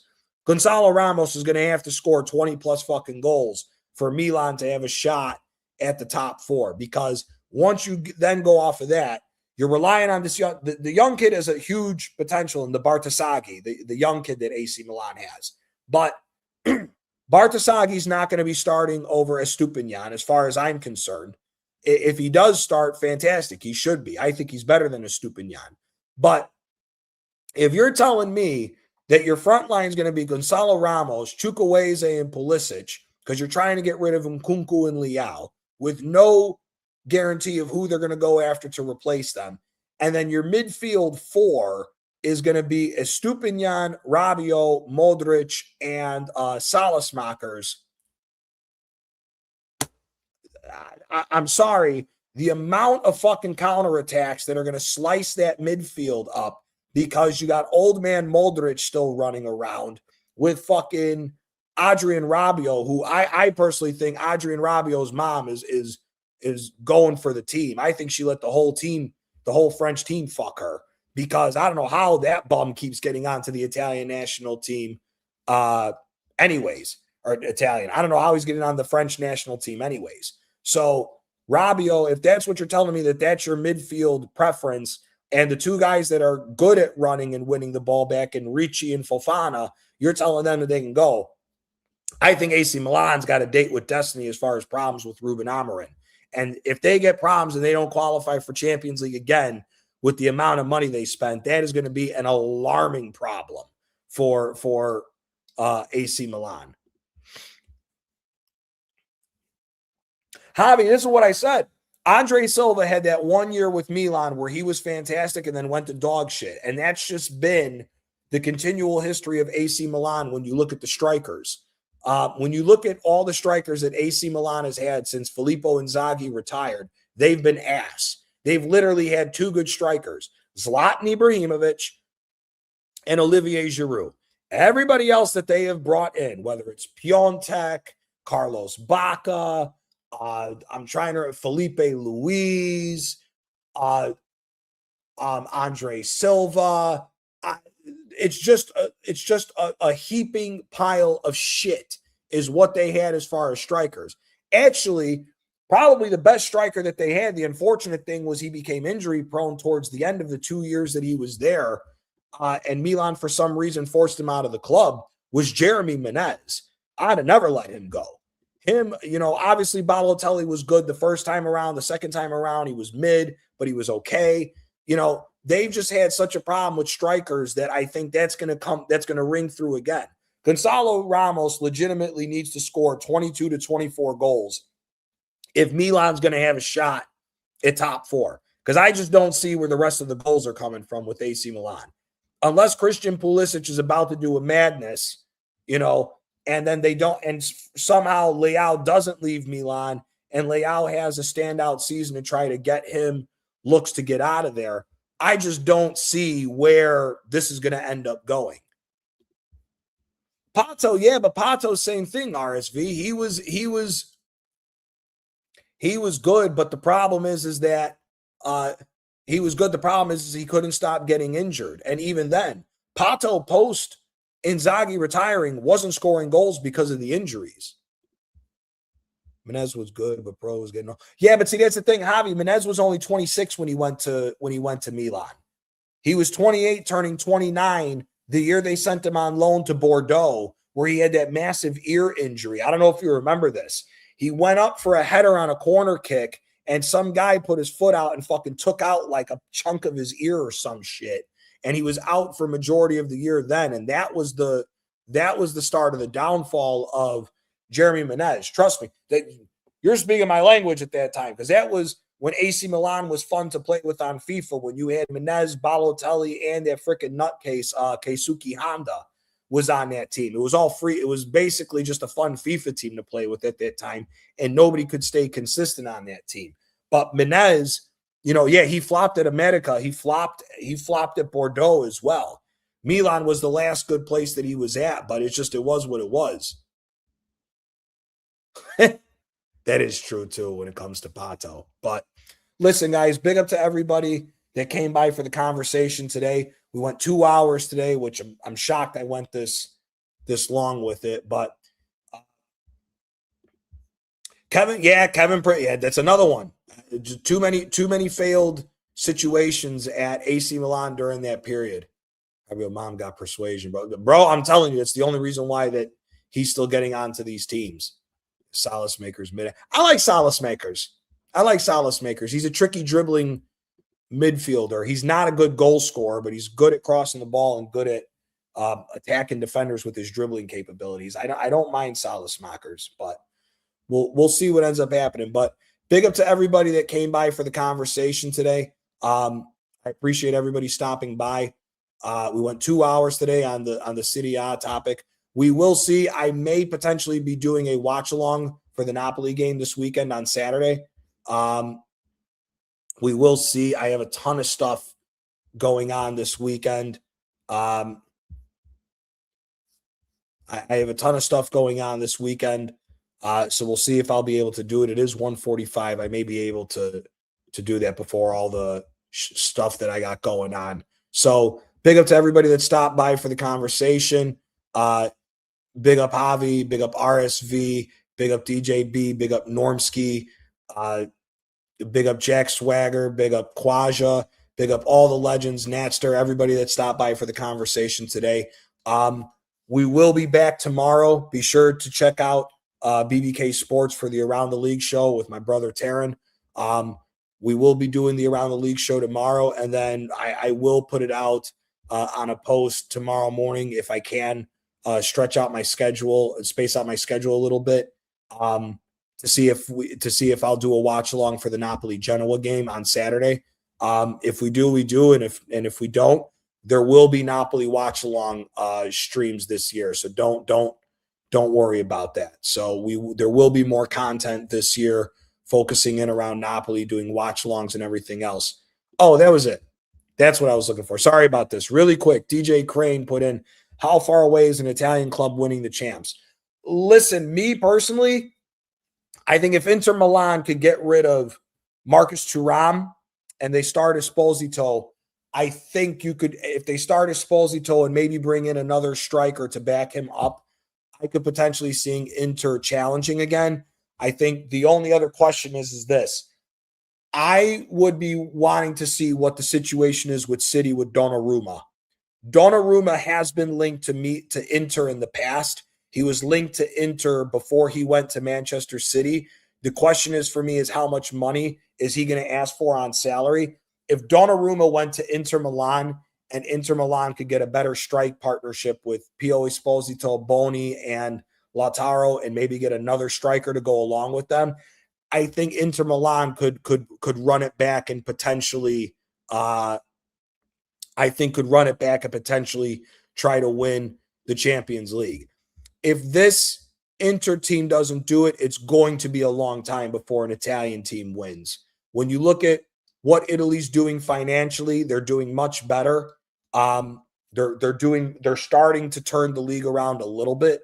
When you look at the finances that have started flowing into the league, when you consider the fact that there have been ownerships exchanging, there are ownerships that are being talked about moving on because they can sell their team for big money, i.e. Napoli. Napoli was linked with the multi-billion-dollar takeover, which could change a lot of things as far as Napoli. When you look at what the Inter ownership is trying to do to lower the debt that they have so that they can compete with the top teams, especially now that they've purchased the San Siro along with Milan. So I think Inter, if they make necessary moves, could potentially challenge once again for the Champions League. But if this Inter Milan team can't do it, I think it's going to be another at least, I'll say this, it's going to be at least another decade. But if this Inter team can't put a squad together that can challenge within the next 2 to 3 years, I'm willing to say that it's going to be at least another decade before an Italian team can come close to trying to win the Champions League, DJ. But big up to you. Big up to everybody in the chat. Appreciate everybody with the questions. Big up to Darren. Big up Sean. Big up BX Gunner. Everybody that stopped by for the conversation. Big up to Lee Gunner for the raid. Big up. And like I said before, if you haven't, please go like and subscribe to Normski TV, to DJB, the Arsenal Huddle. And always subscribe to Lee Gunner as well. And yeah, I hope everybody has a good rest of your Thursday night. Wherever you are in the world, I hope you have a good weekend. If I don't see you guys on the Around the League show with Taryn, and yeah, man, just hope everybody has a good night. And I just appreciate everybody that stopped by for the conversation today. We'll see you guys later. And yeah, maybe I'll see you this weekend. If not, you'll definitely see me next week.